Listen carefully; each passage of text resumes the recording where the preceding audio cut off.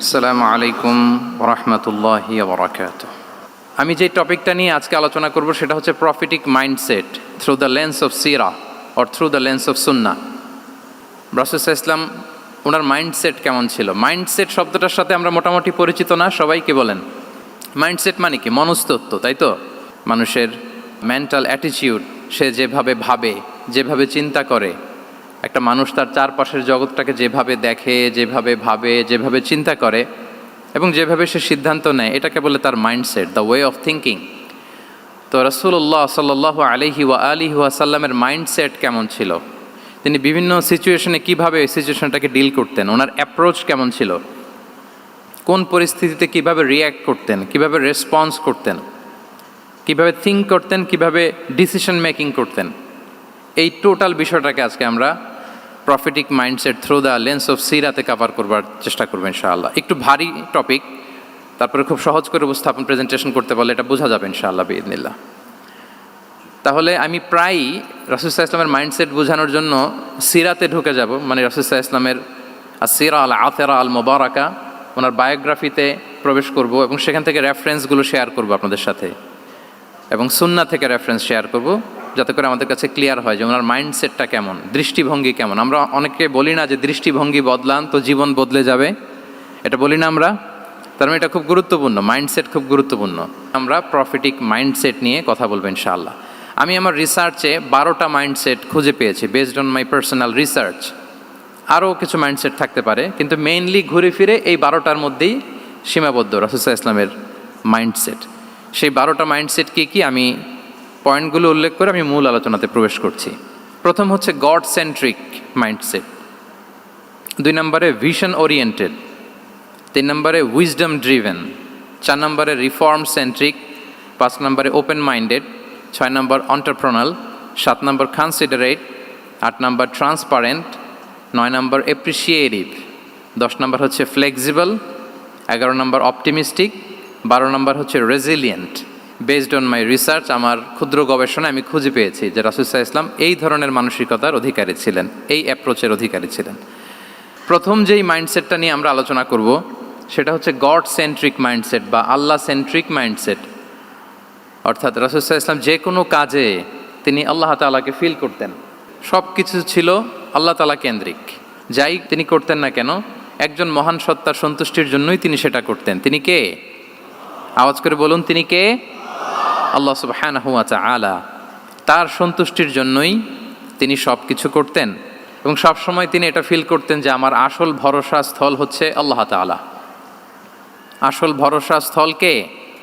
আল্লাহ তাআলা। এবং আল্লাহকেই তিনি ওনার নিজের অভিভাবক হিসেবে সবসময় চিন্তা করতেন এবং তার দয়ার পরশেই যে আমরা বেঁচে আছি, তিনি যে আমাকে আগলে রেখেছেন, সার্বক্ষণিক এটাকে মনের মধ্যে ধারণ করা, সবসময় এই চিন্তাটা ভেতরে লালন করা, এটাকেই বলে গড সেন্ট্রিক মাইন্ডসেট বা আল্লাহ সেন্ট্রিক মাইন্ডসেট। এই মাইন্ডসেটের অধিকারী যদি আপনি হতে পারেন, আপনি একটা ডিভাইন পাওয়ার শিল্ডের ভেতরে থাকবেন, একটা ডিভাইন প্রোটেকশনে থাকবেন। চারিদিকে তুফান, ঝঞ্ঝা, ঝড়, অনেক কিছু, কোনো কিছুই আপনাকে স্পর্শ করবে না, কারণ আপনার গড সেন্ট্রিক মাইন্ডসেট আছে। একটা মহাশক্তিধর সত্তার সাথে আপনার সংযোগায়ন আছে, কানেক্টিভিটি আছে। সো প্রথম মাইন্ডসেটটা হচ্ছে গড সেন্ট্রিক মাইন্ডসেট। রাসূল সাল্লাল্লাহু আলাইহি ওয়াসাল্লাম সবসময় সব কিছু আল্লাহ তাআলার সন্তুষ্টির জন্য করতেন এবং তিনি ভাবতেন আমার কেউ না থাক, আল্লাহ আছে। যার কেউ নাই তার কে থাকে? আল্লাহ আছে। এটাই হচ্ছে গড সেন্ট্রিক মাইন্ডসেট। আসুন আমরা সিরাতের ভেতরে ঢুকে যাই, যেহেতু আমরা বলেছি থ্রু দ্য লেন্স অফ সিরা। সিরাতের পরতে পরতে, সুন্নাহর পরতে পরতে আমরা দেখব যে তিনি গড সেন্ট্রিক মাইন্ডসেটের অধিকারী ছিলেন কিনা। আল্লাহর হাবিব সাল্লাল্লাহু আলাইহি ওয়া সাল্লাম একবার একটা যুদ্ধ থেকে ফেরার পথে মরুভূমির মাঝখানে সেনাবাহিনীকে থামিয়ে বিশ্রামের ঘোষণা দিলেন যে তোমরা একটু বিশ্রাম নাও। তো উনি একটা গাছের নিচে বিশ্রামের জন্য গেলেন এবং সেখানে গাছের ডালে ওনার তলোয়ারটা ঝুলিয়ে রাখলেন, ঝুলিয়ে বিশ্রাম নিতে লাগলেন, ঘুমিয়ে পড়লেন। হঠাৎ এক বেদুইন এসে রাসূল সাল্লাল্লাহু আলাইহি ওয়াসাল্লামের এই কোষবদ্ধ তলোয়ারটা কোষমুক্ত করে এরকম হাতে নিল। রাসূল সাল্লাল্লাহু আলাইহি ওয়াসাল্লাম ঘুম থেকে জেগে উঠলেন। এবার বেদুইন বলতে আরম্ভ করলো, মাইয়ামনাউকা মিন্নি, এই মুহাম্মদ তোমাকে এবার কে বাঁচাবে বলো, এই তো আমার হাতে তলোয়ার, কে বাঁচাবে? সাথে সাথেই আল্লাহর হাবিব সাল্লাল্লাহু আলাইহি ওয়া সাল্লাম উনি উত্তরে বললেন আল্লাহ। উত্তরে কি বললেন? কোনো চিন্তা ভাবনা নাই যে ওরে আঘাত করা যায় কিনা পাল্টা, বা কোনোভাবে ওর কনফিডেন্স ডাউন করা যায় কিনা, এদিক সেদিক কারো সাপোর্ট চাওয়া যায় কিনা, কোনো দিকে না তাকিয়ে কি বললেন? আল্লাহ। সব সময় তিনি আল্লাহ কেন্দ্রিক ছিলেন। এটাকে বলে গড সেন্ট্রিক মাইন্ডসেট। যে কোনো পরিস্থিতিতে তিনি আল্লাহ যে আমার সাথে আছেন এটা কল্পনা করতেন। এবং সুনানে আবু দাউদের একটি বর্ণনা এসছে, রাসূল সাল্লাল্লাহু আলাইহি ওয়াসাল্লাম কানা নবী সাল্লাল্লাহু আলাইহি ওয়াসাল্লাম ইযা হাযাবাহু আমরুন সাল্লা, তাকে যখন কোনো জিনিস বিচলিত করতো তিনি জায়নামাজের মুসল্লায় দাঁড়িয়ে যেতেন, সালাতের জন্য দাঁড়িয়ে যেতেন। বিপদে পড়লেই আল্লাহর কাছে সেটা সঁপে দিতেন, শেয়ার করতেন। আমরা বর্তমানে কোনো বিপদে পড়লেই কি করি? আগে কোথায় শেয়ার করি? ফেসবুকে। আসলে করা উচিত কার সাথে? হ্যাঁ, আমার স্ত্রীর সাথে শেয়ার করার আগেও শেয়ার করব কার সাথে? আমার বন্ধুর সাথে শেয়ার করার আগেও শেয়ার করব কার সাথে? আল্লাহর সাথে। আমরা যদি হিজরতের ঘটনাটাকে একটু অ্যানালাইজ করি তাহলে দেখব যে গারে সাউরে যখন আল্লাহ রাসূল সাল্লাল্লাহু আলাইহি ওয়াসাল্লাম এবং আবু বকর রাদিয়াল্লাহু তাআলা আনহু ওনারা আশ্রয় নিয়েছিলেন রাত্রিবেলায়, কুরাইশরা যখন খুঁজতেছিল, আবু বকর রাদিয়াল্লাহু তাআলা আনহু বলেন যে কুরাইশদের পা দেখা যাচ্ছে, ওরা যে হেঁটে যাচ্ছে, একটু উকি মারলেই আমাদেরকে দেখা যায়। তিনি অত্যন্ত ভীত সন্ত্রস্ত, তটস্থ, নিজের জন্য নয়, রাসূল সাল্লাল্লাহু আলাইহি ওয়াসাল্লামের সেফটির জন্য। রাসূল সাল্লাল্লাহু আলাইহি ওয়াসাল্লাম আবু বকর রাদিয়াল্লাহু তাআলা আনহুকে বলেন যে আবু বকর চিন্তা করো না, লা তাহসান ইন্নাল্লাহা মা'ানা, আবু বকর চিন্তা করো না, আল্লাহ আমাদের সাথে আছেন। সুবহানাল্লাহ। আমাদের সাথে কে আছেন? আল্লাহ আমাদের সাথে আছেন। এটা হচ্ছে গড সেন্ট্রিক মাইন্ডসেটের উদাহরণ। আপনার মনকে বুঝাতে হবে যে আল্লাহ আমার সাথে আছে। মনকে তুমি বুঝিয়ে বলো আল্লাহ আছে আমার সাথে। এই বাক্যটা মুখস্থ করা যাবে? মনকে তুমি বুঝিয়ে বলো আল্লাহ আছেন আমার সাথে। আপনার পুরো জীবনের সব কাজের সাথে যদি এই বাক্যটাকে মিলিয়ে ফেলতে পারেন দেখবেন যে কোনো কিছুই আপনার ক্ষতি করতে পারতেছে না। এটাকে বলে গড সেন্ট্রিক মাইন্ডসেট। আল্লাহ আমার সাথে আছেন, কেউ নাই কিন্তু আল্লাহ তাআলা আমার সাথে আছেন। এবং গড সেন্ট্রিক মাইন্ডসেটের সবচেয়ে বড় সুবিধা হচ্ছে আপনার মনে কখনো হতাশা কাজ করবে না, হতাশা বাঁধবে না, কারণ আপনার সাথে এক মহাশক্তিধরের কানেক্টিভিটি আছে। তিনি কে বলুন তো আওয়াজ করে? তিনি আল্লাহ। হতাশা আসবে না। এই যে আমাদের জাতীয় জীবনের এখন সবচাইতে বড় বড় সমস্যাগুলোর যদি আমরা লিস্ট করি, একটা বড় সমস্যা হচ্ছে ডিপ্রেশন, তাই না? আমরা ডিপ্রেশনে ভুগি না? আপনাদের ডিপ্রেশন হয় কখনো? আচ্ছা, ডিপ্রেশন কাকে বলে আগে বলে। ডিপ্রেশন হচ্ছে আপনার আর আপনার রবের মাঝে যে দূরত্ব, এটার নাম ডিপ্রেশন। আই রিপিট, আমার আর আমার রবের মাঝে যে গ্যাপ, আমাদের সম্পর্কের যে দূরত্ব, এটার নাম কি? ডিপ্রেশন। আপনি যত আল্লাহর সাথে সম্পর্ক জোরদার করতে পারবেন, ডিপ্রেশন আপনার থেকে দৌড়ে পালাবে। এজন্য আমাদের বিশ্বাসীদের জীবনে কোনো ডিপ্রেশন নাই। আছে? আমাদের ডিকশনারিতে কোনো ডিপ্রেশন আছে বলেন তো? আমাদের সাথে আল্লাহর সম্পর্ক কেমন বলেন? মজবুত? আলহামদুলিল্লাহ পড়ুন সবাই। তাহলে ডিপ্রেশন হচ্ছে আপনার আর আপনার রবের মাঝে যে দূরত্ব, এই দূরত্ব দূর করে দেন, ডিপ্রেশন আপনিই পালাবে। আমরা আরও কিছু সিরা থেকে ইনসিডেন্ট নিয়ে দেখি যে গড সেন্ট্রিক মাইন্ডসেটটা কেমন। দ্বিতীয় হিজরিতে যে বদরের যুদ্ধ হলো, সে বদরের যুদ্ধে ইবনে মাসউদ রাদিয়াল্লাহু তাআলা আনহু তিনি বর্ণনা করেন যে আল্লাহ রাসূল সাল্লাল্লাহু আলাইহি ওয়াসাল্লাম আগামীকাল যুদ্ধ, এর আগের দিন রাতে তিনি হাত তুলে এরকম দোয়া করতেছিলেন। আমরা তো এইভাবে দোয়া করি। আল্লাহর হাবিব সাল্লাল্লাহু আলাইহি ওয়াসাল্লাম তিনি দোয়া করতে করতে ইমোশনালি হাত এরকম উঁচু করে, হাত্তা ইউরা বায়াদু ইবতাইহি, বগলের শুভ্রতা দেখা যাচ্ছিল। উনি দোয়া করতেছিলেন, আল্লাহুম্মা আনজিজ লি মা ওয়া'আতানি, আল্লাহুম্মা আতিনি মা ওয়া'আতানি, আল্লাহ তুমি যে বিজয় দিবে বলে প্রতিশ্রুতি করেছিল, ওই বিজয় আমাদেরকে দাও, ওই ভিক্টরি আমাদেরকে দাও। দোয়া করছিলেন। সাইয়েদনা আলী রাদিয়াল্লাহু তাআলা আনহু উনি বর্ণনা করছেন যে বদরের যুদ্ধের আগের রাতে আমরা সবাই ঘুমোচ্ছিলাম, কিন্তু রাসূল সাল্লাল্লাহু আলাইহি ওয়াসাল্লামকে দেখলাম যে না, উনি হাত তুলে শুধু আল্লাহর কাছে কান্না করছেন, দোয়া করছেন। আবু বকর রাদিয়াল্লাহু তাআলা আনহু উনি বলেন যে আমি যে দেখলাম যে তিনি ফজর পর্যন্ত দোয়া চালিয়েই যাচ্ছিলেন, দোয়া চালিয়েই যাচ্ছিলেন, দোয়া কন্টিনিউ করছিলেন তিনি। এবং দোয়া করতে করতে রাসূল সাল্লাল্লাহু আলাইহি ওয়াসাল্লাম এতটাই ইমোশনাল হয়ে গেলেন যে ওনার গায়ের চাদরটা নিচে পড়ে গেল। আবু বকর রাদিয়াল্লাহু তাআলা আনহু যে বলেন, ইয়া নবী আল্লাহ, কাফাকা মুনাশাদাতুকা রাব্বাক ফাইন্নাহু সায়ুনজিজু লাকা মা ওয়া'দাক। হে নবী, যথেষ্ট, এনাফ ইজ এনাফ, অনেক হয়েছে নবী, আন্না, আর কাঁদতে হবে না। আপনার রব আপনাকে ভিক্টরি বা বিজয় দান করবে ইনশাআল্লাহ। তাহলে দেখেন, যুদ্ধের আগের রাতে সেনাপ্রধান কি করে? এই কৌশল, ওই কৌশল, কোন দিক দিয়ে অ্যাটাক করা যাবে, ওয়ার স্ট্র্যাটেজি ঠিক করে, তার সাথে যারা আছে তাদের সাথে পরামর্শ করে। কিন্তু রাসূল সাল্লাল্লাহু আলাইহি ওয়াসাল্লাম সব কিছু সেট করে দিয়ে কার সাথে কানেক্টিভিটি গড়েছেন বলুন তো? আল্লাহর সাথে। This is called God centric mindset, Allah centric mindset. আমার হৃদয়টা সবসময় কার সাথে জুড়ে থাকবে? আল্লাহর সাথে, কারণ উনি ছাড়া আমার কোনো ঠিকানাই নাই। তাহলে এই মেন্টালিটি যদি আমরা ধারণ করতে পারি, এটাকে বলে গড সেন্ট্রিক মাইন্ডসেট। তাহলে রাসূলুল্লাহ সাল্লাল্লাহু আলাইহি ওয়া আলিহি ওয়াসাল্লামের যে 12টা মাইন্ডসেটের কথা আমরা বলেছি, তার প্রথমটা হচ্ছে গড সেন্ট্রিক। আল্লাহ তাআলা আমাদেরকে গড সেন্ট্রিক মাইন্ডসেট দান করুক। আমরা যে কোনো পরিস্থিতিতে যেভাবেই থাকি না কেন, আমরা বিপদে আপদে সবসময় ভরসা রাখবো কার উপর? এটাই হচ্ছে গড সেন্ট্রিক বা আল্লাহ সেন্ট্রিক মাইন্ডসেট। আচ্ছা, 2 নাম্বার মাইন্ডসেট হচ্ছে vision oriented mindset. Vision oriented mindset মানে হচ্ছে যার মধ্যে দূরদর্শিতা আছে, ফার সাইটেডনেস আছে, who can anticipate the future, যে ভবিষ্যৎ আগাম অনুমান করে ফেলতে পারে, সামনের পরিস্থিতিকে আগাম অনুমান করতে পারার যে যোগ্যতা বা দীর্ঘমেয়াদী চিন্তা করতে পারার যে ক্যাপাসিটি, এটাকে বলে ভিশন ওরিয়েন্টেড মাইন্ডসেট। এটা আল্লাহ রাসূল সাল্লাল্লাহু আলাইহি ওয়া আলিহি ওয়াসাল্লামকে আল্লাহ তাআলা দান করেছেন। উনি ভবিষ্যৎকে আগাম বুঝতে পারতেন, আগাম অনুমান করতে পারতেন, এবং সে অনুযায়ী তিনি স্ট্র্যাটেজি, প্ল্যান, পরিকল্পনা এটা তিনি সাজাতে পারতেন। এটাকে বলে ভিশন ওরিয়েন্টেড মাইন্ডসেট। এবার আসুন আমরা সিরাতের কিছু ইনসিডেন্টকে সামনে নিয়ে আসি যে তিনি কীরকম ভিশন ওরিয়েন্টেড মাইন্ডসেটের অধিকারী ছিলেন। আমরা সবাই হুদাইবিয়ার ঘটনা জানি না? কত হিজরিতে ঘটেছিল বলুন তো সবাই? 6ষ্ঠ হিজরিতে। লাকাদ সাদাকাল্লাহু রাসূলাহুর রুইয়া বিল হক লাতাদখুলুন্নাল মাসজিদাল হারামা ইনশাআল্লাহু আমিনিন। রাসূল সাল্লাল্লাহু আলাইহি ওয়াসাল্লাম 6ষ্ঠ হিজরিতে মদিনায় স্বপ্নে দেখলেন যে তিনি উমরা করতে যাচ্ছেন। তো নবীদের স্বপ্ন এটা কেবল স্বপ্ন নয়, এটা আল্লাহর পক্ষ থেকে ওয়াহি, রেভেলেশন। তো সেই হিসেবে তিনি 1400 সাহাবা নিয়ে উমরা করতে চলে গেলেন মক্কায়, কিন্তু মক্কাবাসী ঢুকতে দিল না, থামিয়ে দেয়া হলো। তো তখন একটা চুক্তি হয়েছিল, ওই চুক্তিতে বলা হলো, রাসূল সাল্লাল্লাহু আলাইহি ওয়াসাল্লাম লিখতে বললেন যে লিখো মিন মুহাম্মদ রাসূলিল্লাহ, আল্লাহর রাসূল মুহাম্মদের পক্ষ থেকে কুরাইশদের সাথে এই চুক্তি। কুরাইশরা আপত্তি করলো যে না, শুধু মুহাম্মদ লেখা যাবে, রসুলুল্লাহ লেখা যাবে না, কারণ তুমি যে রসুলুল্লাহ, আল্লাহর রসুল, এটা যদি আমরা মেনে নেই তাহলে তোমার সাথে আর আমাদের দ্বন্দ্ব কিসের, আমরা তো ভাই ভাই হয়ে গেলাম, রসুলুল্লাহ কাটো।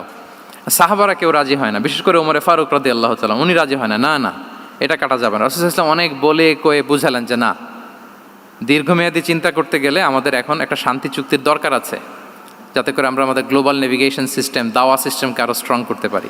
অনেক বলে কয়ে রাসূলুল্লাহ কাটা হলো।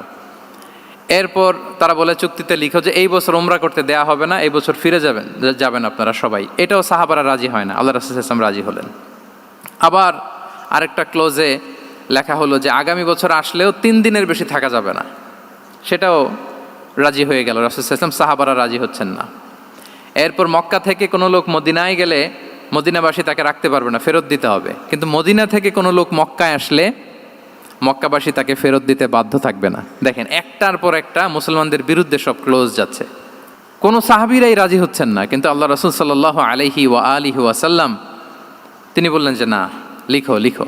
উমরে ফারুক রাদিয়াল্লাহু তাআলা আনহু এতটাই রাগান্বিত হলেন, তিনি প্রশ্ন করলেন, ইয়া রাসূলুল্লাহ, আলাইসা আনতা নাবিয়্যুন হক, আপনি এই যে কম্প্রোমাইজের পর কম্প্রোমাইজ করে যাচ্ছেন, আপনি কি সত্য নবী নন, সত্য রাসূল নন?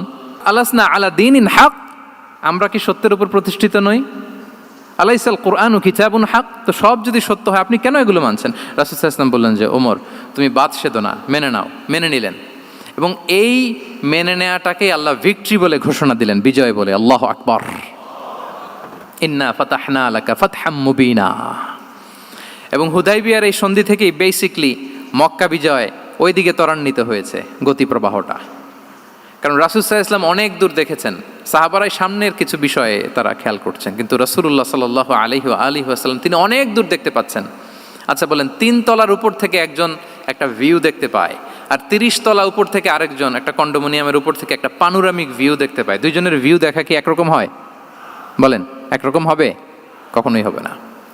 তাহলে 30 তলার উপর থেকে যিনি দেখবে তিনি একটা পানোরামিক ভিউ দেখবে, দ্য টোটাল সিনারিও তার কাছে ক্রিস্টাল ক্লিয়ার হবে, যেটা সাহাবা রিদওয়ানুল্লাহি তাআলা আলাইহিম আজমাইন ওনাদের কাছে ক্লিয়ার ছিল না।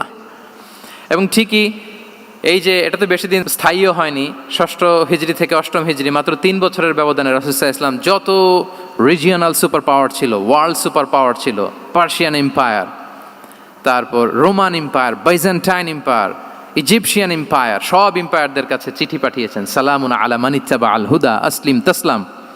এবং ইসলামের এক্সপান্ড হয়েছে, ওনার গ্লোবাল নেভিগেশন সিস্টেম উনি চালু করেছেন। এর কারণ কি? উনি ছিলেন ভিশন ওরিয়েন্টেড মাইন্ডসেটের অধিকারী, দূরদর্শী, অনেক দূর দেখতে পেতেন, অনেক দূর তিনি দেখতে পেতেন, দীর্ঘমেয়াদী তিনি পরিকল্পনা করতে পারতেন। এটা হচ্ছে ভিশন ওরিয়েন্টেড মাইন্ডসেট যারা হয় তাদের ক্যারেক্টারিস্টিক্স বা ফিচার। আরও একটা উদাহরণ দেই, আপনারা কি বলতে পারেন আবিসিনিয়াতে নবুয়তি কত সালে সাহাবারা হিজরতে গিয়েছিল? বলতে পারবেন কেউ? হ্যাঁ, নবুয়তি কত সালে? 5ম সালে। হ্যাঁ, নবুয়তি 5ম বছর ওনারা আবিসিনিয়াতে, বর্তমানে যেটা ইথিওপিয়া বা ইরিত্রিয়া, সেখানে সাহাবারা হিজরতে গিয়েছিলেন। এবং আবিসিনিয়াতে এই যে হিজরতে গেল, তারা সবাই মিলে ফিরে এসেছিল মদিনায় কবে? এটা কি কেউ জানেন? আল্লাহু আকবার, মাশাআল্লাহ মাশাআল্লাহ। বসুন। খায়বার বিজয়ের দিন এসেছিলেন। আবিসিনিয়াতে যারা হিজরতে গিয়েছিলেন তারা মদিনায় ব্যাগ এন্ড ব্যাগেজ সব কিছু নিয়ে খায়বার বিজয়ের সময়, মানে 7ম হিজরিতে এসেছিলেন। তো রাসূল সাল্লাল্লাহু আলাইহি ওয়াসাল্লাম যখন মক্কা থেকে মদিনায় হিজরত করলেন, সব সাহাবারা মদিনায় চলে আসছেন। মদিনায় এখন একটা ইসলামিক সোসাইটি, ইসলামিক স্টেট। বদরের যুদ্ধে মুসলমানদের বিজয়, খন্দকে বিজয়, খন্দক তো 5মে। তারপরে ওনারা কেন আসে না বলেন তো? আসেনি। 7ম হিজরিতে এসেছেন জাফর রাদিয়াল্লাহু তাআলা আনহুর নেতৃত্বে, সাইয়েদনা আলী রাদিয়াল্লাহু তাআলা আনহুর আপন ভাই, বড় ভাই, ওনার নেতৃত্বে যখন 7ম হিজরিতে ওখানে যাওয়ার 15 বছর পর যখন তারা সবাই ফিরলেন, রাসূল সাল্লাল্লাহু আলাইহি ওয়াসাল্লাম এত খুশি হলেন, তিনি বললেন, মা আদ্রি বি আইয়িহিমা আনা আফরাহ বি ফাতহি খাইবার আও বি কুদুমি জাফর। আমি কোনটাতে বেশি খুশি আজকে আমি জানি না, খায়বার বিজয়ে বেশি খুশি না আমার ভাই জাফরকে পেয়ে বেশি খুশি। আল্লাহু আকবার, এত খুশি হয়েছিলেন। তো এখন এমনি তো মনে প্রশ্ন জাগে যে রাসূল সাল্লাল্লাহু আলাইহি ওয়াসাল্লাম যখন মদিনায় চলে আসলেন, কোরআনের আয়াতগুলো নাজিল হয়, সালাত ফরজ হলো, জাকাত আসলো, সব হলো, একটার পর একটা হচ্ছে, ইসলামিক স্টেট, তো ওনারাই কেন আবিসিনিয়াতে পড়ে আছেন? প্রশ্ন জাগে না? ওই সময় একটা ক্রাইসিস মোমেন্ট ছিল, তখন ওনারা গিয়েছিল আবিসিনিয়াতে, কিন্তু আসে না কেন? ওনারা এসেছেন 7ম হিজরিতে। এর কারণ আবিসিনিয়ায় কিছু মুসলিমদেরকে রেখে দেওয়া, এটা রাসূলুল্লাহ সাল্লাল্লাহু আলাইহি ওয়াসাল্লামের প্ল্যান বি ছিল। কি ছিল? Plan B. রাসূল সাল্লাল্লাহু আলাইহি ওয়াসাল্লাম অপেক্ষা করছিলেন যে মদিনাকে প্রথমে ইন্টারনাল যত থ্রেট আছে এগুলো থেকে মুক্ত করতে হবে, এরপরে মদিনাকে যত এক্সটার্নাল থ্রেট আছে এগুলো থেকে মুক্ত করতে হবে। সব যখন মুক্ত করে উনি দেখলেন যে না, মদিনা সেফ জোন, এখন আর আলাদা একটা বেইজ, একটা এক্সট্রা সেফ জোন বা এডিশনাল বেইজ আমার কোথাও দরকার নাই, তখনই তিনি লোক পাঠালেন যে যাও, জাফরের নেতৃত্বে আবিসিনিয়ায় যারা হিজরত করেছে তারা সবাই মদিনায় চলে আসো। সুবহানাল্লাহি বিহামদি। তাহলে একটা প্ল্যানে কাজ করতেন না। আমরা তো এরকম করি, একটাই প্ল্যান। প্ল্যান কয়টা? এটা যদি ওয়ার্ক না করে শেষ, আমও নাই, সালাও নাই। কিন্তু রাসূলুল্লাহ সাল্লাল্লাহু আলাইহি ওয়া সাল্লামের প্ল্যান এ ছিল, প্ল্যান বি ছিল, প্ল্যান সি ছিল। প্ল্যান এ ওয়ার্ক না করলে প্ল্যান বিতে যেতেন, বি ওয়ার্ক না করলে সিতে যেতেন, এইভাবে তিনি কাজ করতেন। তাহলে এটা হচ্ছে বেসিকলি ভিশন ওরিয়েন্টেড মাইন্ডসেটের অধিকারী যারা, তারা এটা করে, যারা ফিউচারকে অ্যান্টিসিপেট করতে পারে, আগাম অনুভব করতে পারে যে কি হতে পারে সামনে। এই যে বাংলাদেশের বিভিন্ন প্ল্যান পরিকল্পনায় আমরা দেখা যায় যে এখান দিয়ে একটা ব্রিজ করে পরে ভাঙতে হয়, রাস্তা একটা তৈরির পরে ভাঙতে হয়, কোথায় এক টানেল হয়ে আছে প্রতি মাসে মাসে এখন লস হয়, তারপর 1 ঘন্টা বৃষ্টি হলে পুরো ঢাকা শহর এটা বন্যা হয়ে যায়। এগুলো হচ্ছে একাধিক প্ল্যান না থাকা, ভিশনারি অ্যাটিটিউডের অধিকারী না হওয়ার কারণে এই ঝামেলাগুলো আমাদের হচ্ছে। তো প্রফেটিক সিরার এই প্রফেটিক মাইন্ডসেট থেকে আমাদের নেয়ার বিষয় হচ্ছে এটা, যে আমাদেরকে ভিশনারি অ্যাটিটিউডের হতে হবে। রাসূল সাল্লাল্লাহু আলাইহি ওয়াসাল্লাম ভিশন ওরিয়েন্টেড মেন্টালিটির ছিলেন। আগাম, আজ থেকে 50 বছর পরে বাংলাদেশে কি ক্রাইসিস হতে পারে, আজ থেকে ঠিক 100 বছর পরে বাংলাদেশে কি হতে পারে, ওই রোডম্যাপকে সামনে রেখে আমাদেরকে প্ল্যান করতে হবে। এটাকে বলে ভিশন ওরিয়েন্টেড মাইন্ডসেটের অধিকারী হওয়া। 3 নাম্বার হচ্ছে উইজডম ড্রিভেন মাইন্ডসেট। উইজডম মানে হচ্ছে প্রজ্ঞা। প্রজ্ঞা কি? জ্ঞান আর কমন সেন্স দুইটা একসাথে হইলে ওইটারে প্রজ্ঞা বলে। When the knowledge and common sense join together, it reflects as wisdom. আপনার জ্ঞান এবং আপনার কমন সেন্স একসাথে হইলে ওইটা উইজডম হয়ে যায়। রাসূল সাল্লাল্লাহু আলাইহি ওয়াসাল্লাম ছিলেন প্রজ্ঞায় সমৃদ্ধ এক মননের অধিকারী। ওনার সব কিছুতেই প্রজ্ঞা ছিল। উইজডম ইন গিভিং অ্যাডভাইস, উপদেশ দেওয়ার সময় ছিল। উইজডম ইন পলিসি মেকিংয়ের সময় সেখানে প্রজ্ঞা ছিল। Wisdom in action, strategic plan, কোনো স্ট্র্যাটেজিক প্ল্যানের ক্ষেত্রে প্রজ্ঞা ছিল। রাসূল সাল্লাল্লাহু আলাইহি ওয়াসাল্লাম একই প্রশ্নের উত্তর এক একজনকে এক একভাবে দিতেন। অনেক সাহাবারা জিজ্ঞেস করতেন যে রাসূলুল্লাহ একই প্রশ্ন, একে বললেন এইটা, ওরে বললেন ওইটা, ওরে বললেন আরেকটা, এটা কেন? তো রাসূল সাল্লাল্লাহু আলাইহি ওয়াসাল্লাম বললেন যে আমি জানি ওর কিসে ঘাটতি, আমি জানি ওর কি প্রয়োজন, আমি জানি ওকে কোন নাসিহাটা দিলে কাজ করবে, ফলে এক একজনকে আমি এক একভাবে ক্লারিফাই করেছি। আল্লাহু আকবার। This is called wisdom. আচ্ছা, উইজডম, রাসূল সাল্লাল্লাহু আলাইহি ওয়াসাল্লাম যে উইজডম ড্রিভেন মাইন্ডসেটের অধিকারী ছিলেন, এটার কয়েকটা এক্সাম্পল আমরা সিরাত থেকে দেখি। মক্কা বিজয় হয়েছে কত হিজরিতে? অষ্টম হিজরিতে যখন মক্কা বিজয় হলো, তখন রাসূল সাল্লাল্লাহু আলাইহি ওয়াসাল্লাম আম্মাজান আয়েশার সাথে গল্প করছিলেন আর বলছিলেন, আয়েশা, লাউলা হাদাসাতু আহদি কওমিকা বিল কুফরি লা নাকাতুল কাবাতা ওয়ালা জাআলতুহা আলা আসাসি ইব্রাহিম। আয়েশা, তোমার এই মক্কাবাসী, তোমার এলাকার লোকজন যদি একটা কেওস সৃষ্টি না করতো, তাহলে কাবার যে আসল শেপ, আমি ওই আসল শেপে এটাকে ফেরত নিতাম, কিন্তু নিতে গেলে এখন একটা ঝামেলা বাঁধবে, এজন্য নিব না। ব্যাপারটা হচ্ছে, আমরা এখন যে কাবাটাকে দেখি এটা হচ্ছে স্কয়ার আকৃতির। স্কয়ার মানে কি? বর্গাকৃতি, তাই তো? বর্তমান কাবা কোন আকৃতির বলেন তো? একটা বড় কিউবের সাইজ না? দূর থেকে দেখলে মনে হয় একটা বড় কিউবের সাইজ, কিউবের আকৃতি মানে স্কয়ার, চতুর্ভুজ। কিন্তু সৈয়দনা ইব্রাহিম আলাইহিস সালাম যে কাবা নির্মাণ করেছিলেন, এটা কিন্তু এরকম কিউব ছিল না, ওইটা ছিল রেক্ট্যাঙ্গেল। রেক্ট্যাঙ্গেল ছিল, মানে আয়তাকৃতির ছিল, এরকম লম্বা। এই যে এই টেবিলটা যেরকম, টেবিলের যে শেপ এইরকম ছিল, এরকম লম্বা কাবাঘর ছিল আয়তাকৃতির। কিন্তু এখন এটা কমে স্কয়ার আকৃতির হয়ে গেছে। এর কারণটা কি? কাবা একবার ওখানে অগ্নিকাণ্ড ঘটার কারণে ধ্বংস হয়েছিল, ফলে কাবাকে আবার রিনোভেশন করা লেগেছিল, পুনর্নির্মাণ। তো কুরাইশরা সিদ্ধান্ত নিয়েছিল, কাবা পুনর্নির্মাণে আমরা কোনো হারাম টাকা ইউজ করব না, যার কাছে যত হালাল টাকা আছে নিয়ে আসা হলো। কিন্তু হালাল টাকা যতটুকু জমা হয়েছে, এটা দিয়ে পুরো কাবা নির্মাণ হয় না, অর্ধেক হয়। ফলে কাবা যে আয়তাকৃতির ছিল সেটা না হয়ে গেছে কি বলেন? বর্গাকৃতির, মানে স্কয়ার। ওই স্কয়ার কাবাই আজ পর্যন্ত রয়ে গেছে। কিন্তু ওই যে আয়তক্ষেত্রের যে শেপের মধ্যে যতটুকু জায়গা বাকি ছিল, ওইখানে দেখবেন একটা ক্রিসেন্টের মতো আছে, হেজরে ইসমাইল, হাতিমে কাবা বলে। ওইটার ভিতরে নামাজ পড়া আর কাবার ভিতরে নামাজ পড়া একই হুকুম। ওইটার ভিতরে নামাজ পড়া আর কাবার ভিতরে নামাজ পড়া কি একই হুকুম। ফলে ওই হাতিমের ভেতরে ফরজ সালাত আদায় হয় না, নফল সুন্নাত পড়া যায়।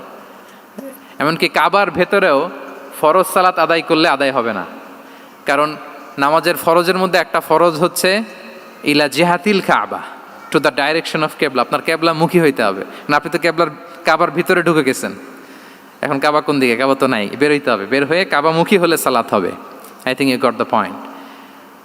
তো তাহলে রাসূল সাল্লাল্লাহু আলাইহি ওয়াসাল্লামের উইজডম বা প্রজ্ঞাটা এখানে দেখেন। আম্মাজান আয়েশা রাদিয়াল্লাহু তাআলা আনহাকে উনি বললেন যে, আয়েশা, মক্কা তো বিজয় হলো, মক্কার কন্ট্রোল তো এখন আমার হাতে। চাইলে আমি কাবাকে ভেঙে সেই ইব্রাহিম আলাইহিস সালামের যে বেইজ, এরকম লম্বা করে শেপ দিতে পারি, কিন্তু দিব না। কেননা দিলে মক্কা একটা ক্যাওস হতে পারে। কি হতে পারে? কারণ তারা একেবারে ভেরি রিসেন্ট মুসলমান হয়েছে, তারা না বুঝেই বলবে যে সেই আদি কাবা, মোহাম্মদ এই কাবার অপমান করেছে, কাবাকে ভুলুণ্ঠিত করেছে, সম্মানকে নষ্ট করেছে, এরকম একটা কোশ্চেন রাইজ করতে পারে। এই জন্য আমি করলাম না। সুবহানাল্লাহ। This is called wisdom. এটাকে কি বলে? প্রজ্ঞা। এটাকে প্রজ্ঞা বলে। তাহলে আপনার জ্ঞান এবং আপনার কমন সেন্স দুইটা যখন কানেক্ট করে, তখন সেটা প্রজ্ঞা হয়। প্রজ্ঞার আরেকটা উদাহরণ যদি দেই সিরাত থেকে, রাসূল সাল্লাল্লাহু আলাইহি ওয়াসাল্লামের যে কনফ্লিক্ট রিজলভিং ক্যাপাসিটি ছিল, যখন কাবাকে পুনর্নির্মাণ করা হচ্ছে, তখন হাজরে আসওয়াদকে বের করা লেগেছিল, এবং রিনোভেশন শেষে আবার হাজরে আসওয়াদকে তার জায়গা মতো, মানে ব্ল্যাক স্টোন, যেটাতে চুমু দিলে মানুষের গুনাহ মাফ হয়ে যায়, হাজরে আসওয়াদ, চিনতে পেরেছেন না? ফলে অনেক বোনেরা যাদের জন্য হেজাব নিকাব মেনটেন করা হচ্ছে ফার্জ, পর্দার কোনো বালাই নাই, পুরুষের সাথে ধাক্কা ধাক্কি করে তার শরীর মিশে যাচ্ছে, গা মিশে যাচ্ছে, ধাক্কা ধাক্কি করে একটা সুন্নতের জন্য ফরজকে স্যাক্রিফাইস করে ফেলতেছে। মানে ফোকাস ঠিক নাই আর কি, কোথায় যে কোনটা করতে হবে ওইটাই ভুলে গেছে। তো এই হাজরে আসাদ পাথরকে আবার জায়গা মতো রাখতে হবে। এখন কে রাখবে এই নিয়ে মারামারি মক্কায়।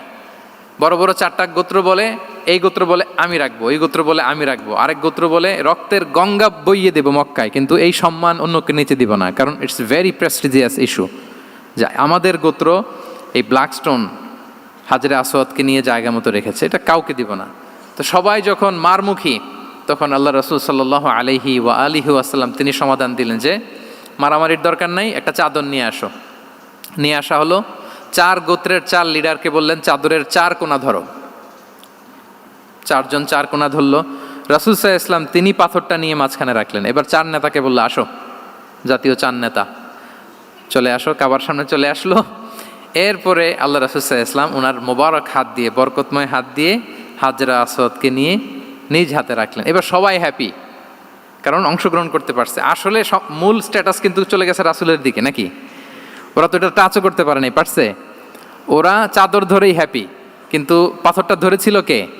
রাসূল সাল্লাল্লাহু আলাইহি ওয়াসাল্লাম। চাদরে রেখেছিল কে? রাসূল সাল্লাল্লাহু আলাইহি ওয়াসাল্লাম। চাদর থেকে নিয়ে আবার কাবা ঘরে সেট করেছিল কে? রাসূলুল্লাহ সাল্লাল্লাহু আলাইহি ওয়া আলিহি ওয়াসাল্লাম।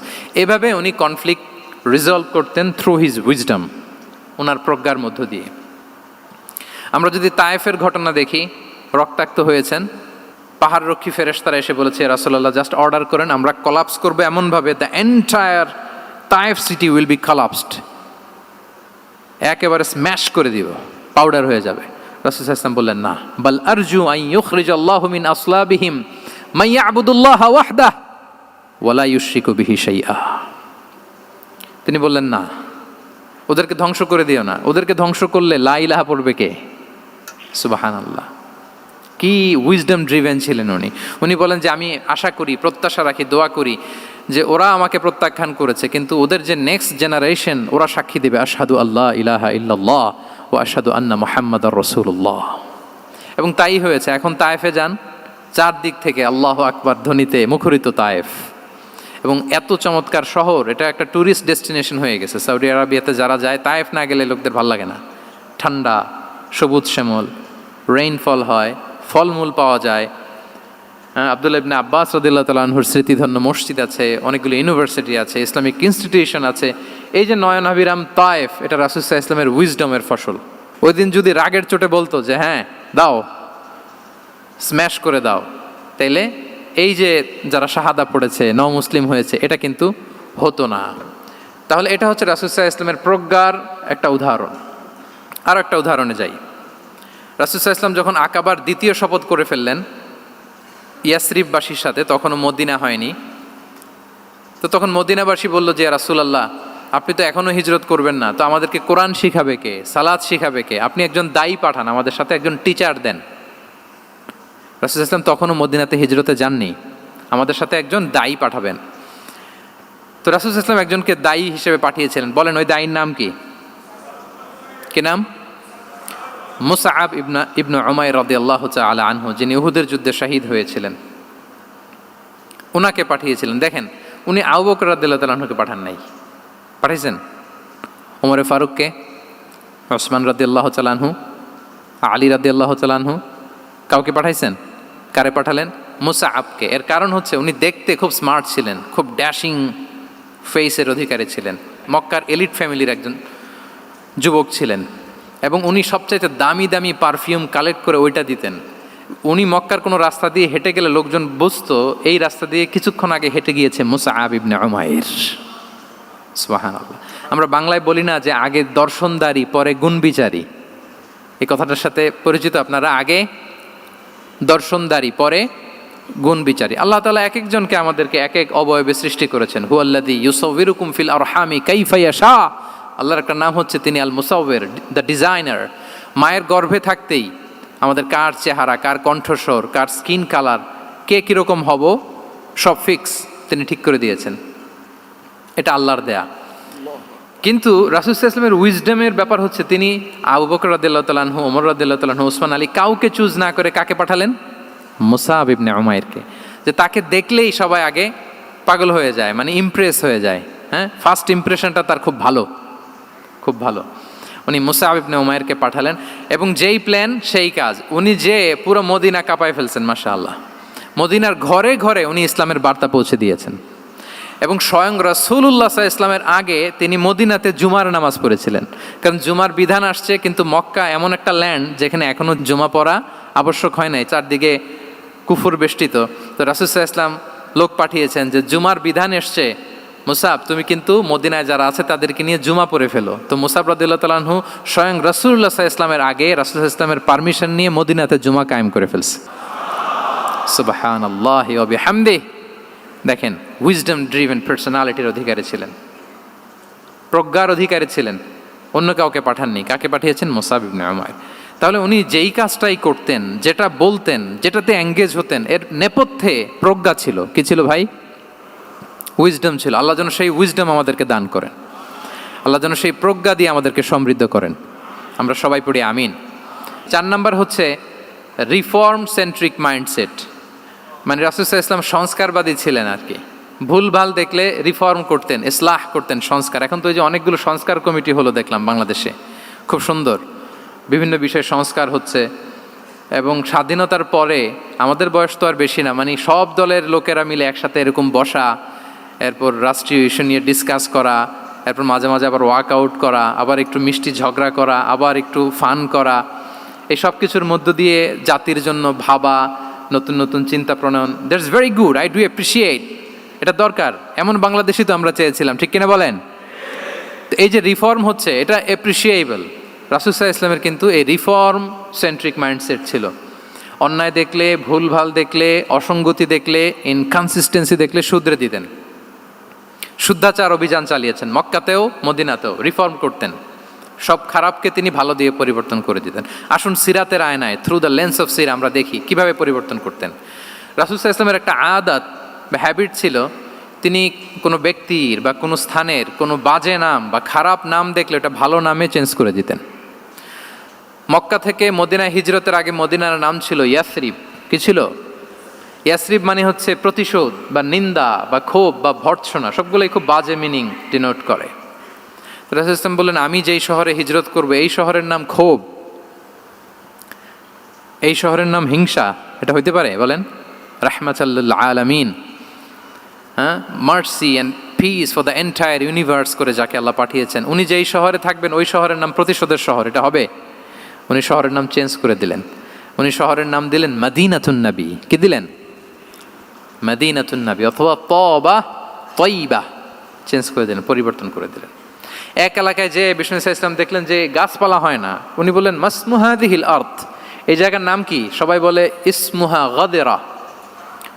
গাদেরা মানে হচ্ছে মাকান লা নাবাতা ফিহি ওয়ালা শাজার, এমন জায়গা যেখানে ঘাস লতাপাতা কিছুই জন্মায় না। রাসূল সাল্লাল্লাহু আলাইহি ওয়াসাল্লাম বললেন, এই জন্যই তো ঘাস জন্মায় না, নাম তো রাখছো খুব বাজে একটা নাম। রাসূল সাল্লাল্লাহু আলাইহি ওয়াসাল্লাম বললেন, আজ থেকে এলাকার নাম গাদেরা নয়, এলাকার নাম আজকে থেকে খাদেরা। কি নাম? খাদেরা মানে কি বলেন? সবুজ, গ্রিন, এভারগ্রিন, সবুজ শ্যামল। এবং রাসূল সাল্লাল্লাহু আলাইহি ওয়াসাল্লাম যখন গ্রিন ল্যান্ড নাম দিয়ে দিলেন, এরপর থেকে সবুজ শ্যামল করে আল্লাহ জায়গাটাকে বরকতময় করে দিলেন। Changing names. এক সুন্দরী নারীকে বললেন মাসমুকি, কি নাম? বলে আসিয়া। আসিয়া মানে অবাধ্য। রাসূল সাল্লাল্লাহু আলাইহি ওয়াসাল্লাম বললেন, তুমি এত সুন্দরী, you are a beautiful lady, আর কি বাজে একটা নাম রেখেছো আসিয়া। তুমি আসিয়া কেন হবে? আজকে থেকে তোমার নাম জামিলা, মানে তুমি সুন্দরী, রূপবতী। সুবহানাল্লাহ, সুন্দর একটা নাম দিয়ে দিলেন। এক সাহাবীর নাম ছিল হাজান। হাজান মানে রাফ এন্ড টাফ, রুক্ষ। রাসূল সাল্লাল্লাহু আলাইহি ওয়াসাল্লাম বললেন, না, হাজান না, তোমার নাম আজকে থেকে সাহাল। কি নাম? সাহাল। সাহাল মানে সহজ। উনি বলেন, যেদিন থেকে সাহাল রাখছি এর আগ পর্যন্ত নাকি ওনার অসুস্থতা, রোগ বালাই একটার পর একটা লেগেই থাকতো। যেদিন থেকে সাহাল, ওই দিন থেকে উনি বলেন যে আল্লাহ তাআলা নবীর এই নাম চেঞ্জ করে দেওয়ার বারাকায় আমার পুরো জীবনের সব কাজকে আল্লাহ তাআলা সহজ করে দিয়েছেন। তাহলে রিফর্ম সেন্ট্রিক মাইন্ডসেট, আমরাও খারাপ কিছু দেখলে ভালো দিয়ে পরিবর্তন করব। কি বলেন? আচ্ছা, এটা তো নাম চেঞ্জ করে দেয়া। এবার সোশ্যাল রিফর্ম তিনি কি কি করেছেন আমরা একটু দেখি। তিনি যখন যুবক, মক্কায় এক ইয়ামানি লোক ব্যবসা করতে এসে তার প্রোডাক্ট বিক্রি করার পরে, আস ইবনে ওয়াইল নামে এক লোকের কাছে বিক্রি করার পরে যখন দাম চাইতে গেল, আস বলে, আরে বেটা, আমরা মক্কার সন্তান, আমরা দাম দিব না। তো সে ভাবলো হয়তো আমার সাথে ঠাট্টা করেছে, হজের মৌসুম যাক, বেচাকেনা শেষ করে যাওয়ার পথে দামটা নিয়ে যাব। সে ফেরার দিন আবার গেল যে আমার তো জিনিসের দামটা আপনি দিলেন না। সে বলে, আমরা এই ভূখণ্ডের মালিক, আমরা দাম দেই না, এটা তো বড় জুলুম। সে কান্নাকাটি শুরু করলো। তার এই কান্নাকাটি দেখে আল্লাহ রাসূল সাল্লাল্লাহু আলাইহি ওয়াসাল্লাম ওনার চাচা জুবাইর ইবনে আব্দুল মুত্তালিব সহ ইয়াং স্টার যারা আছে, দ্য ইয়ুথ অব মক্কা, তাদের সবাইকে নিয়ে একটা সোসাইটি করলেন। এই যে আমরা হালাফুল ফুদুলের নাম শুনি না, যেটা বাংলায় আমরা কি বলি? হিলফুল ফুজুল। এই নামে তো অনেক সংগঠন আছে বাংলাদেশে। কি বলেন? যুবকরা কোনো সংগঠন করলে কমনলি এই নামটা পছন্দ করে, হিলফুল ফুজুল। আসলে এটার মূল নাম ছিল হালাফুল মুত্তাইয়িবিন। তিব মানে হচ্ছে রং। রাসূল সাল্লাল্লাহু আলাইহি ওয়াসাল্লাম সবাই মিলে, তখন জাহিলি যুগে একটা কালচার ছিল, বালতি ভর্তি রঙের ভেতরে হাত ঢুকিয়ে দিত, দিয়ে এই রং সমেত হাতটা তারা পাথরের মধ্যে লাগাতো, সবার হাত ওইখানে দিত, মানে আমরা হাতে হাত রেখে কমিটেড, আমরা ঐক্যবদ্ধ হলাম। সেখান থেকে হয়েছে হালাফুল মুত্তাইবিন থেকে হালাফুল ফুদুল। ওনারা বলল যে না, আমরা সবাই থাকবো মা আল মাজলুমি দিদ্দা জালেম, আমরা মজলুমের পক্ষে থাকবো, জালেমের বিপক্ষে থাকবো। এবং যেই প্রতিজ্ঞা ওই কাজ, সবাই মিলে আস ইবনে ওয়াইলকে ধরলো, তার কাছ থেকে টাকা আদায় করে ওই ইয়ামানি ব্যবসায়ীর কাছে পৌঁছে দিয়ে তিনি মাজলুমকে সহায়তা করেছেন। সুবহানাল্লাহ।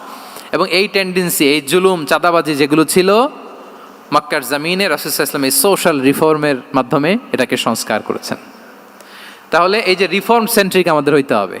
আমাদের সমাজেও এখন চাঁদাবাজি আছে না নাই বলেন? খুন খারাপি আছে না নাই? সামাজিক অনাচার? তাহলে ঐক্যবদ্ধ হইতে হবে আমাদেরকে রিফর্মের জন্য। যুবক যারা আমরা আছি, যাদেরকে আল্লাহ আমাদের বলার সুযোগ দিয়েছে, লেখার সুযোগ দিয়েছে, ফিল্ডে কাজের সুযোগ দিয়েছে, আমরা সবসময় মজলুমের পক্ষে থাকব, আমরা সবসময় জালেমের বিপক্ষে থাকব। আমাদের নীরবতা আর আমাদের নিশ্চুপ থাকাই জালিমদেরকে আরো বড় বড় জালিম বানিয়েছে। এজন্য নাহনু মাআল মাজলুম দিদ্দা যালিম, এটা হচ্ছে আমাদের স্লোগান। আমরা কাদের সাথে? মজলুমের সাথে। আওয়াজ করে বলেন, কার সাথে? ইত্তাকু দাওয়াতাল মাজলুম। রাসূল সাল্লাল্লাহু আলাইহি ওয়াসাল্লাম বলেন, তোমরা মাজলুমের কান্নাকে ভয় করো, কেননা মাজলুমের কান্না আর আল্লাহর মাঝে কোনো ফারাক থাকে না, কোনো পর্দা থাকে না, বদদোয়া করলেই কবুল হয়ে যায়। তাহলে এভাবে রাসূলুল্লাহ সাল্লাল্লাহু আলাইহি ওয়া আলিহি ওয়াসাল্লাম তিনি সোশ্যাল রিফর্ম করেছেন। আমরা যদি ওনার পলিটিক্যাল রিফর্মের দিকে তাকাই, তাহলে দেখব যে আমরা যদি কনস্টিটিউশন অফ মদিনার কথা বলি, মদিনার কনস্টিটিউশন, এটা কিন্তু রাসূল সাল্লাল্লাহু আলাইহি ওয়াসাল্লাম করেছেন। মদিনা চার্টার, এত চমৎকার চার্টার পৃথিবী আর দেখেনি। ওইটা থেকেই এখন সব গোটা বিশ্বের সংবিধান। এই যে আমাদের সংবিধান সংস্কার কমিশন আছে না একটা, নিশ্চয়ই তারা ওইটা থেকে অনেক বেনিফিটেড হতে পারবেন। আমাদের যে মদিনা চার্টার, রাসূল সাল্লাল্লাহু আলাইহি ওয়াসাল্লাম নিজে করা, এবং এটা একটা ইনক্লুসিভ চার্টার ছিল। মুসলিম, পেগানস, জুইশ, সব ধর্মের মানুষকে নিয়ে তিনি মদিনাতে ওয়ান উম্মা ঘোষণা দিয়েছিলেন। One Umma, we are one উম্মা। হোক তুমি পেগান মুশরিক, হোক তুমি জুইশ মানে ইহুদি, হোক তুমি মুসলিম, তুমি যেই ধর্মের হও না কেন, মদিনাকে রক্ষা করতে যে আমরা সবাই মিলে উম্মা ওয়াহেদা, আমরা সবাই মিলে কি উম্মা ওয়াহেদা। পৃথিবীর অনেক দেশ এই আইডিওলজিকে ধারণ করে হু হু করে এগিয়ে গিয়েছে। মালয়েশিয়াতে 3টা রেস, আমি তো প্রায় 1 যুগ ওখানে, আমার 2টা ডিগ্রি ওখান থেকে, মাস্টার্স পিএইচডি। সো আমি কাছ থেকে তাদেরকে দেখার সুযোগ পেয়েছি। ওখানে মালয়েরা আছে, তামিলরা আছে, চাইনিজরা আছে, 3 জাতি মিলে ওদের স্লোগান হচ্ছে সাতু মালয়েশিয়া। মালয় ভাষায় সাতু মানে হচ্ছে ওয়ান, মালয় ভাষায় সাতু মানে কি ওয়ান। সাতু মালয়েশিয়া মানে আমরা হতে পারি চাইনিজ, হতে পারি তামিল, কিংবা হতে পারি মালয় ভূমিপুত্রা, কিন্তু সবাই মিলে দেশের স্বার্থে আমরা সবাই কি এক। এটাই লাগবে আমাদের নতুন বাংলাদেশে। জুলাই আপরাইজিংয়ের পরে আমাদের এই ঐক্যবদ্ধ থাকার বাংলাদেশ আমরা চাই কি চাই না বলেন? সাম্রাজ্যবাদকে রুখে দিতে, যে কোনো ষড়যন্ত্রকে রুখে দিতে ঐক্যবদ্ধ থাকার কোনো বিকল্প নাই, ঠিক কিনা বলেন? ঐক্যবদ্ধ থাকতে হবে আমাদেরকে, যেটা রাসূলুল্লাহ সাল্লাল্লাহু আলাইহি ওয়া আলিহি ওয়াসাল্লাম মদিনা চার্টারে আমাদেরকে শিখিয়েছেন যে আমরা ওয়ান উম্মাহ। তাহলে খারাপ নাম দেখলে চেঞ্জ করতেন, পলিটিক্যাল রিফর্ম করেছেন ওয়ান উম্মাহ গঠনের মধ্য দিয়ে। ফিনান্সিয়াল রিফর্ম যদি বলি, শুধু financial reforms by prophet Muhammad peace be upon him, এটা নিয়ে লম্বা কথা বলা যেতে পারে। শুধু একটা উদাহরণ দিয়ে শেষ করি। বিদায় হজের ভাষণে উনি সুদকে চিরতরে কবরস্থ করেছেন, সুদকে চিরতরে কবরস্থ করেছেন, এবং এটা অন্যের জন্য না, নিজের ঘর দিয়ে শুরু করেছেন। উনি বলেছেন যে এই হানাহানি রক্তপাত এটা বন্ধ, আমার গোত্রের একটা এরকম রক্তের দাবি আছে, এটা আমি শেষ ঘোষণা করলাম। এরপর বললেন যে সুদ কবর দিলাম, অন্য জায়গা থেকে না, আমার পরিবার থেকে। রাসূল ইসলামের চাচা স্বয়ং আব্বাস রাদিয়াল্লাহু তাআলা আনহুর অনেক সুদের ট্রানজ্যাকশন ছিল, ইন্টারেস্ট, সুদের ব্যবসা ছিল। রাসূল ইসলাম বলেন আজকে থেকে এই সুদ আমি চিরতরে মাটির নিচে কবর দিয়ে দিলাম। আল্লাহু আকবার। দেখেন সোশ্যাল রিফর্ম। তাহলে পরিবর্তন করতে হলে আগে নিজের ঘর থেকে, আগে কোত্থেকে? নাকি ওই ফ্যামিলি থেকে? হ্যাঁ, আমাদের মধ্যে যেটা হয়, আমরা ওয়াজ নসিহত বা ভালো কথা শুনলেই এটাকে ধরে নিই যে এটা ওর জন্য, ওর জন্য, মানে প্রত্যেকটা ওয়াজই যে আমার জন্য হইতে পারে, প্রত্যেকটা নসিহাতের যে প্রাইম অডিয়েন্স আমি হইতে পারি, এইটা আমাদের মাথায় কেন যেন আসে না। আমরা কোনো ভালো নসিহত শুনলে আমরা ভাবি এটা আসলে সমাজে দরকার, ওর দরকার, আমার ভাইয়ের দরকার, কিন্তু এটা যে আমার দরকার, প্রতিটা নাসিহাতের প্রথম অডিয়েন্স হওয়া দরকার কে? আমি নিজে। তাহলে পরিবর্তন শুরু করতে হবে নিজ থেকে। ওর এই সমস্যা, ওর এই সমস্যা, ওর এটা, আরে মিয়া তোমার কি সমস্যা ওইটা বলো। শুধু ওর ওর না দেখে নিজেরটাও দেখতে হবে। দেখেন, অন্যের দিকে এক আঙ্গুল দেখালে নিজের দিকে কয় আঙ্গুল যায় বলেন তো? এই যে নিজের দিকে কিন্তু 3টা। আমি যদি এরকম করি তা আমার দিকে আসে 3টা। এজন্য নিজ থেকে, নিজের ফ্যামিলি থেকে আমরা সংস্কার শুরু করব। কি বলেন? ওমরে ফারুক রাদিয়াল্লাহু তাআলা আনহু যখন ফ্যামিলি মিটিংয়ে বসতেন, উনি ওনার সন্তানদেরকে বলতেন, শোনো, তোমরা খলিফাতুল মুসলিমিন, আমিরুল মুমিনিনের সন্তান। তোমাদের কোনো বাজে কাজ যদি সমাজে আসে, তোমাদের কোনো অন্যায় যদি আমার কানে আসে, অন্যের জন্য যা শাস্তি তোমাদের জন্য হবে ডবল শাস্তি। ওমরে ফারুক সন্তানদেরকে বলতেন, তোমরা যদি কোনো ভুল করো, একটা যদি হদ কায়েম করা লাগে এমন অন্যায় যদি করো, একটা হচ্ছে আল্লাহর দেয়া হদ, আর একটা হবে আমি উমরের দেয়া হদ।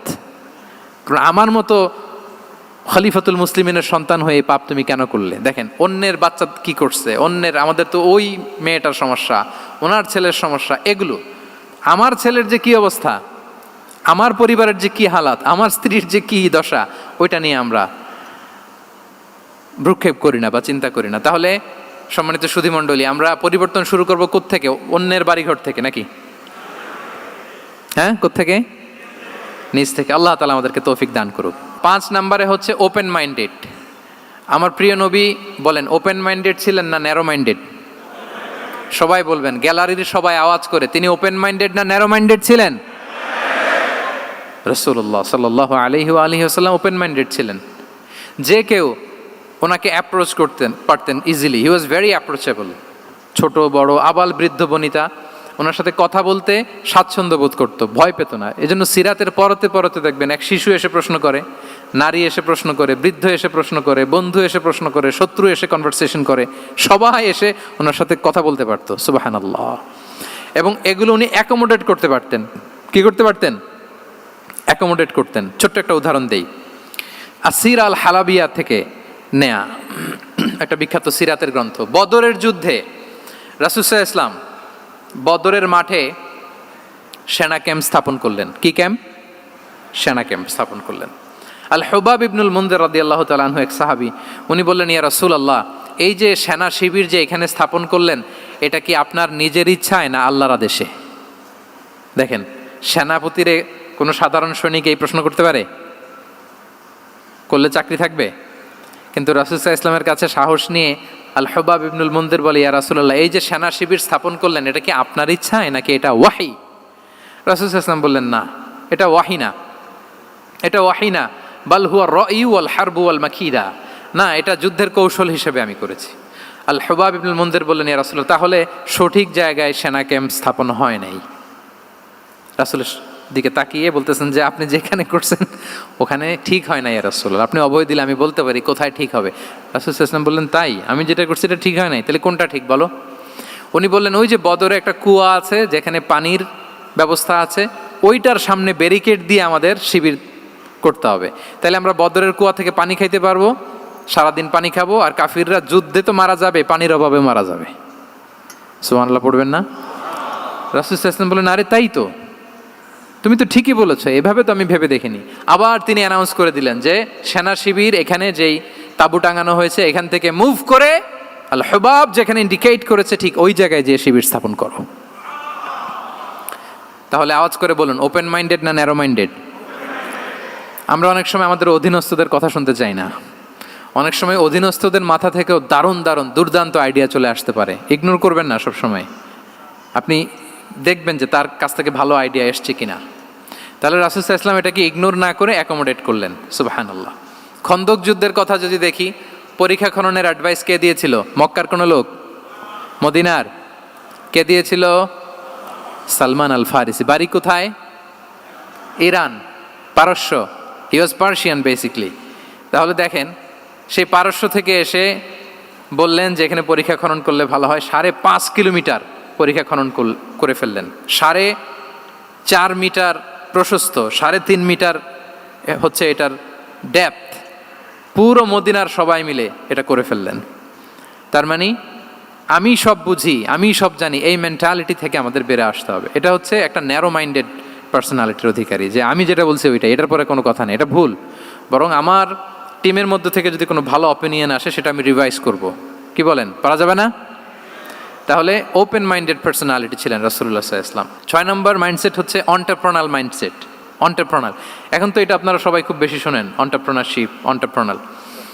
অন্টারপ্রেনাল মাইন্ডসেট আসলে অনেক কিছুর সমন্বয় হয়। 1 নম্বর, যার প্রোঅ্যাক্টিভ অ্যাটিটিউড যাদের থাকে, solution focused, not problem focused. Problem সৃষ্টি হইলে ওইদিকে ফোকাস না করে কিভাবে সলিউশন করা যায় ওইদিকে ফোকাস করতেন। এরপর যে হিউম্যান রিসোর্সের ভালো ম্যানেজ করতে পারে, রিসোর্স কম কিন্তু to take the best out of this resource. অনেকে দেখবেন যে ছোট্ট জিনিসকে অর্গানাইজ করে এত সুন্দর প্রেজেন্টেশন করে, আবার অনেকের অনেক আছে কিন্তু সেটাকে প্রেজেন্ট করতে পারে না, এরকম আছে না নাই? রাসূল সাল্লাল্লাহু আলাইহি ওয়াসাল্লাম অল্প রিসোর্স দিয়ে অনেক বড় কিছু অ্যারেঞ্জ করতে পারতেন, সুবহানাল্লাহ। এবং he was a very good talent hunter. রাসূল সাল্লাল্লাহু আলাইহি ওয়াসাল্লাম একজন চৌকস ট্যালেন্ট হান্টার ছিলেন। He was a very good observer. সাহাবীদের কার কি ট্যালেন্ট এটা তিনি নোট করতেন। যার যে দক্ষতা তাকে তার ওই দক্ষতা দিয়ে ইসলামের সেবা করতে উৎসাহ দিতেন। যখনই কোনো প্রতিভাবান সাহাবীকে তিনি দেখেছেন, তিনি ইসলামের জন্য সেই প্রতিভাকে কাজে লাগানোর চেষ্টা করেছেন। একজনকে দিয়ে সবটা করেননি।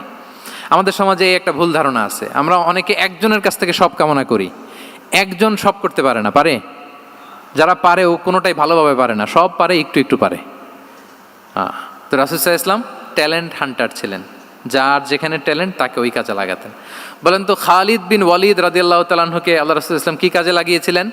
অনেক পরে ইসলাম ধর্ম গ্রহণ করেছেন, কিন্তু যুদ্ধের অভিযানে পাঠিয়েছেন এবং পরবর্তীতে তিনি সেনাপ্রধান হয়েছিলেন মুসলিম ব্যাটালিয়নের। কারণ উনি ওয়ার স্ট্র্যাটেজি জানতেন। ওনার আক্রমণের কারণে তো উহুদের প্রান্তরে মুসলিমরা প্রায় নাস্তানাবুদ হওয়ার অবস্থা, তাই না? অনেক পরে আল্লাহ তাআলা ওনাকে ইসলামের জন্য কবুল করলেন।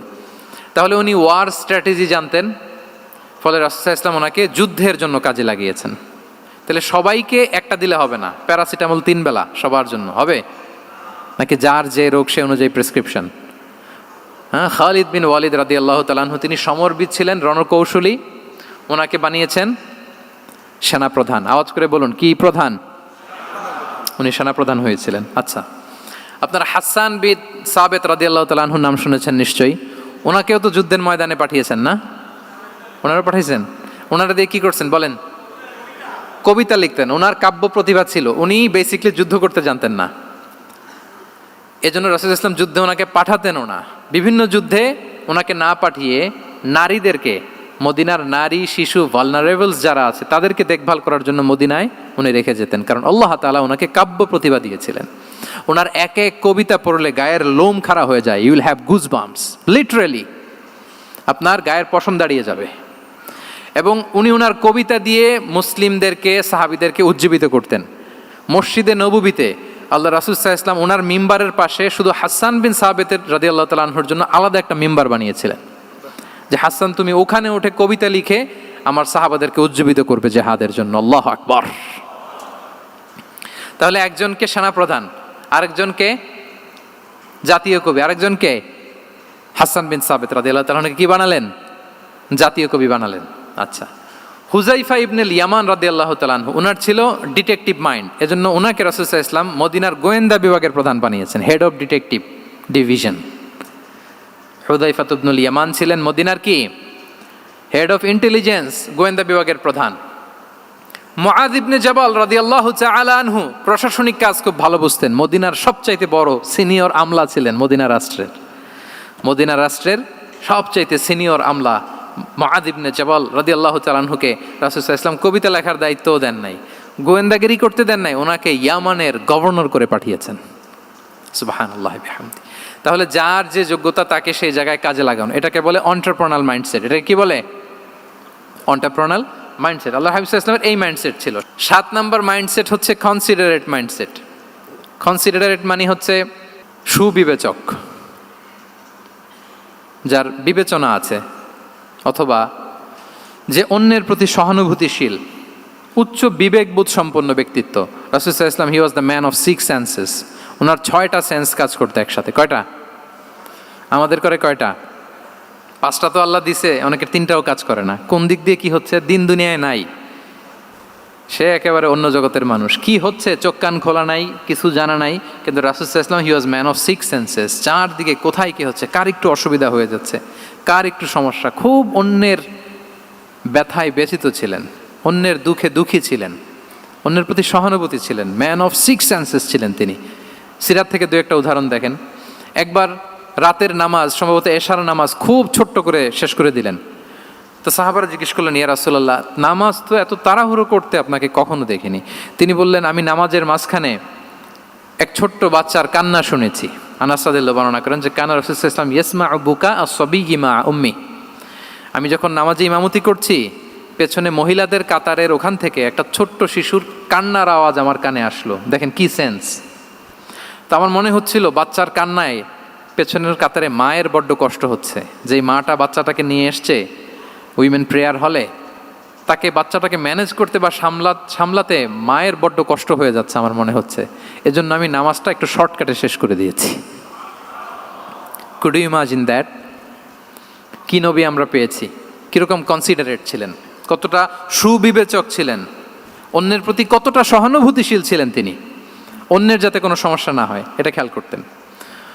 মুআয ইবনে জাবাল রাদিয়াল্লাহু তাআলা আনহুকে মদিনার পাশেই এক মসজিদের ইমাম করে পাঠালেন। উনি ইমামতির দায়িত্ব পেয়ে একবার মাগরিবের নামাজে সূরা বাকারা তেলাওয়াত শুরু করলেন। তো ওনার হয়তো তেলাওয়াত করতে করতে একটা ইমোশন চলে আসছে, উনি তো সুরের ঝংকার দিয়ে তেলাওয়াত করতেছেন। এখন পেছনে যারা মুসল্লি ছিল এরা ছিল সব কৃষিজীবী সাহাবী। এরা কি ছিল? সারা দিন ওট দিয়ে, খেজুর গাছে পানি দিয়ে যান যায় কোনো রকম ফরজ পেরে যায় ঘুমাইতে হবে। এই সাহাবীরা যখন পিছনে দাঁড়াইছে আর উনি ধরছে কোন সূরা? সূরাতুল বাকারা। এখন ওনারা তো আর থাকতে পারে না, ওনার সাথে থাকতে না পারে এক সাহাবী নামাজ রেখে দিয়ে ডাইরেক্ট রাসূল সাল্লাল্লাহু আলাইহি ওয়াসাল্লামের কাছে, কারণ বড় হুজুর তো আছে মদিনায়। যে বিচার দিছে ইয়া রাসূলুল্লাহ, দেখেন এমন একজনকে ইমাম করে অ্যাসাইন করেছেন, উনি মাগরিবের সালাতে সূরা বাকারা পড়ে, আর আমরা হচ্ছি কৃষিজীবী শ্রমজীবী সাহাবী, আমাদের তো এত বড় কেরাতের সাথে জয়েন করা সম্ভব না।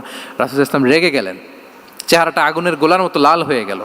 মুআয ইবনে জাবাল রাদিয়াল্লাহু তাআলা আনহুকে ডেকে পাঠালেন, ডেকে বললেন, আফাত্তানুন আনতা ইয়া মুআয, আফাত্তান, তুমি কি ফিতনা সৃষ্টি করতেছো? ওখানে পাঠাইছি কমিউনিটির ইউনিটি ধরে রাখার জন্য, তুমি ওখানে যে ফিতনা সৃষ্টি করতেছো। তুমি কি সাব্বিহ ইসমা রাব্বিকাল আ'লা এই সূরা তোমার মুখস্থ নাই? ওয়াদ-দুহা ওয়াল-লাইলি ইযা সাজা এটা পারো না? ওয়াশ-শামসি ওয়া দুহাহা এটা মুখস্থ নাই? তো তুমি কেন এই সূরাগুলো দিয়ে নামাজ পড়াও না? কেন পড়াও না? এরপর তিনি বললেন, যখন ইমামতির সুযোগ পাবে, সুযোগ পেয়ে লম্বা কেরাত ধরো না, ছোট্ট কেরাত দিয়ে নামাজ শেষ করো। কেননা তোমার পেছনে বয়স্করা আছে, মুরব্বীরা আছে, অসুস্থরা আছে। জাল হাজা, তার একটা জরুরি কাজ পড়ছিল, যাচ্ছিল, হঠাৎ মাগরিবের আজান, ভাবলো রাস্তার পাশে যেহেতু আজান দিছে নামাজটা পড়ে নেই। নামাজে ঢুইকে দেখছে আপনি সূরা বাকারা ধরছেন, তো বেচারা কি কাজ করবে না কি করবে? আর তার তো নিয়ত ছিল ফরজ নামাজটা পড়ি যে বাস ধরবো, এখন আপনি ধরছেন কোন সূরা? বাকারা। দেখেন রাসূল ইসলাম বললেন, যখন ইমামতির চান্স পাবে ছোট সূরা পড়বে, আর যখন তুমি একা পড়বে ফালিউতাউবিল মাশা, যত লম্বা করতে মনে চায় করো, রুকু করো লম্বা, সেজদা করো লম্বা, কেরাত করো লম্বা। রাসূল ইসলাম তো রাতে আধা ঘন্টা 40 মিনিট প্রথম রাকাতে কেরাত পড়তেন, এরপরে আবার 40 মিনিট রুকুতে থাকতেন, রুকু থেকে দাঁড়ায় আবার 40 মিনিট, আবার সেজদায় যেয়ে 40 মিনিট, এরপরে সেজদা থেকে 2 সেজদার মাঝখানে আবার 40 মিনিট, 2 রাকাত দিয়ে এরকম রাতও শেষ করে দিয়েছেন। তো আপনার লম্বা যদি পড়তে মনে চায়, আপনি তো আপনার ব্যক্তিগত নফল সালাতে এভাবে লম্বা করবেন। কিন্তু আমাদের হয়ে গেছে উল্টা, একাকী নামাজ কোনো রকম রুকু সেজদা এরকম হয়ে গেছে না অনেকটা। কিন্তু ইমামতির সুযোগ পেলে মাশাআল্লাহ, আল্লাহু আকবার, এইবার শুরু হয়েছে শাইখ সুদাইসির কণ্ঠে এই লম্বা করে। এখন পেছনে মুসল্লিদের কি দশা ওইটা আর আমরা খেয়াল করি না। আমাদেরকে অন্যের প্রতি সহানুভূতিশীল হতে শিখিয়েছে ইসলাম, কনসিডারেট হতে শিখিয়েছে, সুবিবেচক হতে শিখিয়েছে, যেটা রাসূল সাল্লাল্লাহু আলাইহি ওয়াসাল্লাম করেছেন। এবং রাসূল সাল্লাল্লাহু আলাইহি ওয়াসাল্লাম কোনো কাজে কাউকে পাঠালে ওনার বিখ্যাত সে বাণীটা বলে দিতেন যে ইয়াসসিরু ওয়ালা তুআসসিরু বাশশিরু ওয়ালা তুনাফিরু, সহজ করে উপস্থাপন করো, কঠিন করো না। সুসংবাদ দিও, মানুষকে দিন থেকে ভাগিও না। আমরা মানুষকে ভয় দেখাই, আমরা এত কঠিন করে ইসলামকে উপস্থাপন করি, মানুষ বলে আগে যেটা করতাম ওইটাই ভালো। তো আমরা যেন দিনকে কঠিন না করি, আমাদের কোনো অ্যাটিটিউডের কারণে যেন মানুষ ইসলাম থেকে ভেগে না যায়। আরেকটা উদাহরণ দেখুন, একবার মাগরিবের কিংবা এশার নামাজে রাসূল সাল্লাল্লাহু আলাইহি ওয়াসাল্লাম লম্বা সেজদা দিলেন। এত লম্বা সেজদা তিনি কখনো দেন না। নামাজ শেষে সাহাবারা জিজ্ঞেস করলেন, ইয়া রাসূলুল্লাহ, আপনি কি নামাজের মাঝখানে অসুস্থ হয়ে গেলেন নাকি?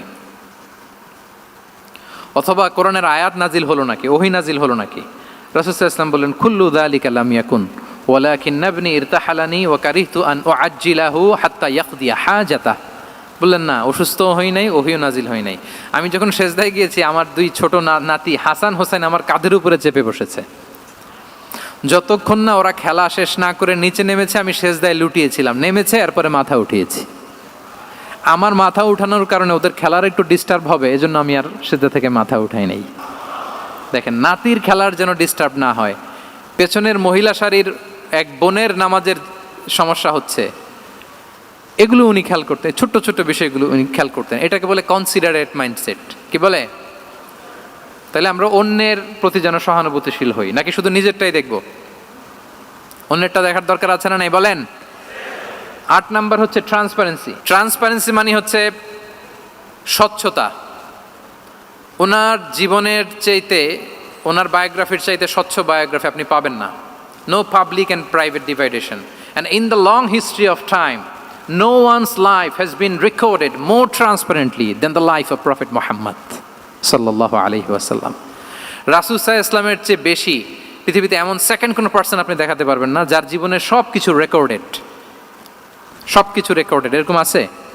ঘরে কি করেছেন, বাইরে কি করেছেন, স্ত্রীর সাথে কি করেছেন, বন্ধুর সাথে কি করেছেন, সাহাবাদের সাথে কি করেছেন, শত্রুর সাথে কি করেছেন, অল আর রেকর্ডেড। সব অ্যান্ড ক্রিস্টাল ক্লিয়ার, একেবারে স্বচ্ছ পানির মতো, স্ফটিক কাচের মতো ক্লিয়ার, ট্রান্সপারেন্ট। ওনার সব কাজে উনি স্বচ্ছতা বজায় রাখতে চাইতেন। কতটা স্বচ্ছ ছিলেন, একটা মজার ঘটনা শোনায় আপনাদেরকে। সহিহ বুখারীতে এসছে, রমাদানের শেষ 10 দিন, দ্য লাস্ট 10 days অফ রমাদানে তিনি এতেকাফ করতেন। তো এতেকাফ অবস্থায় স্ত্রীরা এসে রাতে দেখা করে যেত, জরুরি কথা আলাপ থাকলে সেরে যেত। একবার রাতে সফিয়া বিনতে হুয়াই ইবনে আখতাব রাদিয়াল্লাহু তাআলা আনহা আসলেন, ওনার স্ত্রী। কথা হলো, এবার ওনাকে একটু এগিয়ে দিবেন। মসজিদ থেকে রাসূল ইসলাম বারান্দার দিকে পাশ দিয়ে আসলেন এগিয়ে দেওয়ার জন্য। ইন দ্য মিন টাইম হঠাৎ 2জন আনসারি সাহাবী পাশ দিয়ে হেঁটে যাচ্ছেন। রাসূল সাল্লাল্লাহু আলাইহি ওয়াসাল্লাম আম্মাজানকে বিদায় দিবেন এখানে। হঠাৎ করে তিনি আওয়াজ করে বললেন, আলা রিসলিকুমা, এই দাঁড়াও। ওই সাহাবী 2জন রাসূল সাল্লাল্লাহু আলাইহি ওয়াসাল্লামের সাথে কে ওটা টের পায় নাই, বুঝতে পারে নাই। বোরকায় আবৃত কোনো এক নারী দেখে রাসূল আর ওই নারীকে দেখে তারা আরো দ্রুত গতিতে হাঁটতে শুরু করে দিচ্ছে, আমরা চলে যাই এখান থেকে। দেখেন, রাসূল সাল্লাল্লাহু আলাইহি ওয়াসাল্লাম নিজের অবস্থানকে ট্রান্সপারেন্ট করার জন্য বললেন, আলা রিসলিকুমা, দাঁড়াও। দাঁড়ালেন। তখন রাসূল সাল্লাল্লাহু আলাইহি ওয়াসাল্লাম বললেন যে, ইন্নাহা উম্মুকুম সফিয়া, আমার পাশে যাকে দেখতে পাচ্ছ, বলে দেয়া ভালো যে সে কিন্তু অন্য কোনো নারী নয়, সে তোমাদের মা উম্মুল মুমিনিন সফিয়া। সাহাবারা বলে, সুবহানাল্লাহ ইয়া রাসূলুল্লাহ, ইয়া রাসূলুল্লাহ, এ কেমন কথা? আপনি কেন আমাদের কাছে জবাবদিহি করতে যাচ্ছেন বা ক্লারিফাই করছেন? আপনার পাশে কোনো নারী এত রাতে যদি দাঁড়িয়ে থাকে, তিনি তো আমাদের মাদের মধ্যে থেকেই তো একজন হবেন, কেন আপনি বলতেছেন? তখন রাসূল সাল্লাল্লাহু আলাইহি ওয়াসাল্লাম বললেন যে, না, ইন্না শাইতানা ইয়াজরি মিনাল ইনসানি মাজরাদ দাম, শয়তান মানুষের রগে রগে চলাচল করে। ওয়া ইন্নী খাশিতু আইয়ুকযিফা ফি কুলুবিকুমা শাররান, আরেক বর্ণনায় আছে শাইআন, আমার ভয় হয় হয়তো শয়তান কোনো সন্দেহের উদ্রেক তোমাদের হৃদয়ে ঢুকায় দিতে পারে। সুবহানাল্লাহ। এজন্য আমি ক্লিয়ার করে দিলাম, এটা আমার বউ, আমার স্ত্রী, তোমাদের মা সফিয়া। 2জন সাহাবী যদি চলে যায়, এমন হতেই পারতো বাড়িতে যে একজন আরেকজনকে জিজ্ঞেস করতে পারতো যে, আচ্ছা, নবীর পাশে যে কালো বোরকা পরা মহিলাটা ছিল, দেখছো না, এটা কে? তখন একজন হয়তো বলতো, কে আর হবে, আমাদের মাই তো হবে, কোনো এক মা। আরেকজন বলবে, আমাদের উম্মুল মুমিনিনের কেউ ছিল নাকি অন্য কেউ? এরকম একটা হুট করে সন্দেহের উদ্রেক মাথায় আসতে পারে না যে ওনার স্ত্রী ছিল না অন্য কেউ ছিল? আসতে পারে কি পারে না বলেন? ওই সন্দেহের অবকাশটুকু রাসূল সাল্লাল্লাহু আলাইহি ওয়াসাল্লাম রাখেন নাই। উনি বলে দিলেন যে, এটা তোমাদের মা, এটা সফিয়া। এই সন্দেহের অবকাশের কোনো সুযোগ নাই। তাহলে রাসূল সাল্লাল্লাহু আলাইহি ওয়াসাল্লামের পুরো লাইফ ছিল ট্রান্সপারেন্ট, একেবারে স্বচ্ছ। তাহলে রাসূল সাল্লাল্লাহু আলাইহি ওয়াসাল্লামের লাইফ তিনি কত স্বচ্ছতার সাথে কাটিয়েছেন, এটা ক্লিয়ার না আমাদের সাথে? Transparent mindset. 9 নাম্বার হচ্ছে অ্যাপ্রিসিয়েটিভ, অর্থাৎ অন্যের প্রশংসা করা। আমরা অনেক সময় অন্য কেউ ভালো কাজ করলে অ্যাপ্রিসিয়েট করতে চাই না, আমরা গুণমুগ্ধ হই কিন্তু গুণগ্রাহী হতে চাই না, অন্যরে ক্রেডিট দিতে চাই না, তার ভালো কাজের স্বীকৃতি দিতে চাই না। হয়তো আমার দলের লোক না, বা আমার চিন্তার লোক না, বা আমার সার্কেলের লোক না, তার প্রশংসা করতে চাই না, তার গুণগ্রাহী হতে চাই না। এরকম মেন্টালিটি আমরা অনেকে ক্যারি করি না? রাসূল সাল্লাল্লাহু আলাইহি ওয়াসাল্লাম এটা করেননি। ভালো কিছু দেখলে মুসলিম হোক অমুসলিম হোক অ্যাপ্রিসিয়েট করতেন। Basically he develop the culture of appreciation. এটা আমাদের করতে হবে। আপনার ছেলে ভালো কিছু করেছে, অ্যাপ্রিসিয়েট করেন, ও কনফিডেন্স ফিরে পাবে। আপনার স্ত্রী ভালো রান্না করেছে, অ্যাপ্রিসিয়েট করেন, সে আনন্দিত হবে। আপনার বন্ধু ভালো কিছু একটা করেছে, তাকে ইন্সপায়ার করেন, অ্যাপ্রিসিয়েট করেন। রাসূল সাল্লাল্লাহু আলাইহি ওয়াসাল্লাম একবার এক বৈঠকে 8 জন সাহাবীকে 8টা কমপ্লিমেন্ট দিয়েছেন। 8টা অ্যাপ্রিসিয়েশন দিয়েছেন। তিনি বলেছেন আরহামু উম্মতি বি উম্মতি আবু বকর। দেখেন 8 জন সাহাবীর 8টা গুণের বর্ণনা দিচ্ছেন। তিনি বললেন আমার উম্মতের মধ্যে সবচাইতে রহম দিলের সাহাবী হচ্ছে কে? আবু বকর রাদিয়াল্লাহু তাআলা। এত রহম দিলের ছিলেন, উনি যখন আল্লাহ রাসূল সাল্লাল্লাহু আলাইহি ওয়াসাল্লামের ইন্তেকালের পরে মসজিদে নববীতে যখন নামাজে দাঁড়াতেন, কান্নার চোটে উনি কেরাতই পড়তে পারতেন না। কমপ্লেন করতো সাহাবারা যে আমরা তো কেরাত বুঝি না, একটু স্পষ্ট করে পড়েন, কান্না একটু থামান। কেন কাঁদতেন? কারণ উনি যখন নামাজে দাঁড়াতেন ওনার ফিলিংসটা হতো এরকম যে কাইফা আকুমু মাকামা রাসূলিল্লাহ, আমি রাসূলের জায়গায় কিভাবে দাঁড়াই, এখানে তো আমার রাসূল দাঁড়িয়ে ইমামতি করেছেন, আমি নবীর জায়গায় দাঁড়িয়ে কিভাবে নামাজটা পড়াই। এই অনুভব থেকে উনি যে কাঁদতে শুরু করতেন, এই কান্নার ধাক্কায় উনি আর তেলাওয়াতই আগাতে পারতেন না। আরহামু উম্মতি বি উম্মতি আবু বকর, আমার উম্মতের মধ্যে সবচাইতে রহম দিলের হচ্ছেন আবু বকর। ও আসাদ্দুহুম ফি আমরিল্লাহি ওমর, দেখেন প্রশংসা করতেছেন। আর আমার উম্মতের মধ্যে আল্লাহর দিন বাস্তবায়নে সবচাইতে কঠোর হচ্ছে ওমর। মুনাফিকরা ওনাকে জমের মতো ভয় পেত, ইভেন শয়তান ভয় পেত। রাসূল সাল্লাল্লাহু আলাইহি ওয়াসাল্লাম বলেন ওমর তুমি যদি এই রাস্তা দিয়ে হাঁটো, শয়তান যদি দেখতে পায়, শয়তান এই রাস্তা রেখে দিয়ে অন্য কোনো রাস্তা থাকলে ওইটা দিয়ে হাঁটে। সুবহানাল্লাহি বিহামদি। আমাদের অনেক সময় এমন হয় না যে আমাদের বাচ্চারা ছেলেমেয়েরা খেতে চায় না, আমাদের নাতি নাতনিরা খেতে চায় না, মায়েরা খাবার নিয়ে পেছনে পেছনে ঘুরে, আর তখন ভয় দেখায় এই রাত্রিবেলা তাড়াতাড়ি খাও, ওই যে বাঘ আসবে বাঘ, বিড়াল আসবে বিড়াল, তাড়াতাড়ি না খেলে কিন্তু ভূত আসবে ভূত, এরকম বলেন আপনারা? বলেন না? এই দায়িত্ব তো আপনাদের কাঁধে থাকে না তো? ওই যে আমাদের বোনরা বলতে পারবে, বোনরা খাবার নিয়ে ঠিকই রাত্রিবেলায় বাচ্চাদের পেছনে পেছনে এরকম দৌড়াতে হয়। তো কি বলতে হয় যে এই ভূত আসলো ভূত, ওই যে বিড়াল আসলো বিড়াল, কুকুর আসলো, এইগুলো বললে বাচ্চারা আবার ভয় পায়, তাড়াতাড়ি করে খায়। তো মদিনাতেও মদিনার বাচ্চারা খেতে চাইতো না। তো খেতে না চাইলে মায়েরা ভূত আসতেছে ভাল্লুক আসতেছে এগুলো না বলে বলতো হা হুয়া ইয়াতি উমর, ইয়াতি উমর, তাড়াতাড়ি খাও তাড়াতাড়ি খাও, ওই যে ওমর আসতেছে ওমর। সুবহানাল্লাহি বিহামদি। ওয়া আশাদ্দুহুম ফি আমরিল্লাহি উমর, আল্লাহর দিন বাস্তবায়নে সবচাইতে কঠোর ছিলেন ওমর রাদিয়াল্লাহু তাআলা আনহু। ওয়া আসদাকুহুম হায়াআন উসমান, সবচেয়ে লাজুক সাহাবী ছিলেন উসমান রাদিয়াল্লাহু তাআলা আনহু। শুধু অর্থ বলে যাই। ওয়া আকরাউহুম লিকিতাবিল্লাহি উবাই ইবনে কাব, সবচেয়ে কোরআনের ভালো কেরাত পড়তে পারতেন উবাই ইবনে কাব। আফরাদুহুম যায়েদ ইবনে সাবিত, উত্তরাধিকার বন্টনের নীতিমালা ফারায়েজের জ্ঞান ছিল যায়েদ ইবনে সাবিত রাদিয়াল্লাহু তাআলা। ওয়া আ'লামুহুম বিল হালালি ওয়াল হারামি মুআয ইবনে জাবাল, এই উম্মতের হালাল হারামের স্পেশালিস্ট সাহাবী হচ্ছেন মুআয ইবনে জাবাল। আলা ওয়া ইন্না লিকুল্লি উম্মাতিন আমিনান ওয়া আমিনা হাযিহিল উম্মাহ আবু উবাইদা ইবনুল জাররাহ, সব উম্মতের একজন বিশ্বস্ত লোক থাকে, এই উম্মতের সবচাইতে বিশ্বস্ত লোক হচ্ছে আবু উবাইদা ইবনুল জাররাহ। দেখেন 8 জন সাহাবীর 8টা গুণের কথা বললেন। আচ্ছা রাসূল সাল্লাল্লাহু আলাইহি ওয়াসাল্লাম যখন সাহাবীদের প্রশংসা করেছেন, ওই সাহাবীদের কেমন লেগেছে বলেন তো? ফিলিংসটা ভালো লেগেছে না? হৃদয়ে জুড়িয়েছে, ইন্সপায়ার্ড হয়েছেন, মোটিভেটেড হয়েছেন। সাহাবীদের মধ্যে সবচাইতে সুরেলা গলার কণ্ঠের অধিকারী ছিলেন আবু মুসা আল আশআরী রাদিয়াল্লাহু তাআলা আনহু। তো রাসূল সাল্লাল্লাহু আলাইহি ওয়াসাল্লাম একবার রাত্রিবেলা তার বাসার পাশ দিয়ে যাচ্ছিলেন, দীর্ঘ সময় ওনার কণ্ঠের তেলাওয়াত শুনলেন। পরের দিন সকালে বললেন যে আবু মুসা তুমি তো চমৎকার গলায় তেলাওয়াত করো। আবু মুসা বলে ইয়া রাসূলুল্লাহ আমি তো কোনোদিন আপনার সামনে দাঁড়িয়ে তেলাওয়াত করি না, আপনি কি করে জানলেন? রাসূল সাল্লাল্লাহু আলাইহি ওয়াসাল্লাম বললেন গত রাতে তুমি যখন তেলাওয়াত করছিলে আমি তোমার ঘরের পাশ দিয়ে যাচ্ছিলাম, আমি মনোযোগ দিয়ে শুনেছি। আবু মুসা বলে ইয়া রাসূলুল্লাহ আপনি আমার তেলাওয়াত শুনতেছেন, ওইটা জানলে তো আমি ফজর পর্যন্ত তেলাওয়াত চালিয়ে যেতাম, হাত্তাল ফাজার আমি তেলাওয়াত চালিয়ে যেতাম ইয়া রাসূলুল্লাহ। আল্লাহ রাসূল সাল্লাল্লাহু আলাইহি ওয়াসাল্লাম তখন বললেন লাকাদ উতিতা মিজমারান মিন মাজামিরি আলি দাউদ, হে আবু মুসা দাউদ আলাইহিস সালামের গলায় আল্লাহ তাআলা যেমনি সুরের ঝংকার দিয়েছেন, এই উম্মতের মধ্যে তোমার গলায় আল্লাহ সেই সুরের লহরী ঢেলে দিয়েছে। বলেন এই অ্যাপ্রিসিয়েশন যখন রাসূলের মুখ থেকে পাইলো কেমন লাগবে ওনার?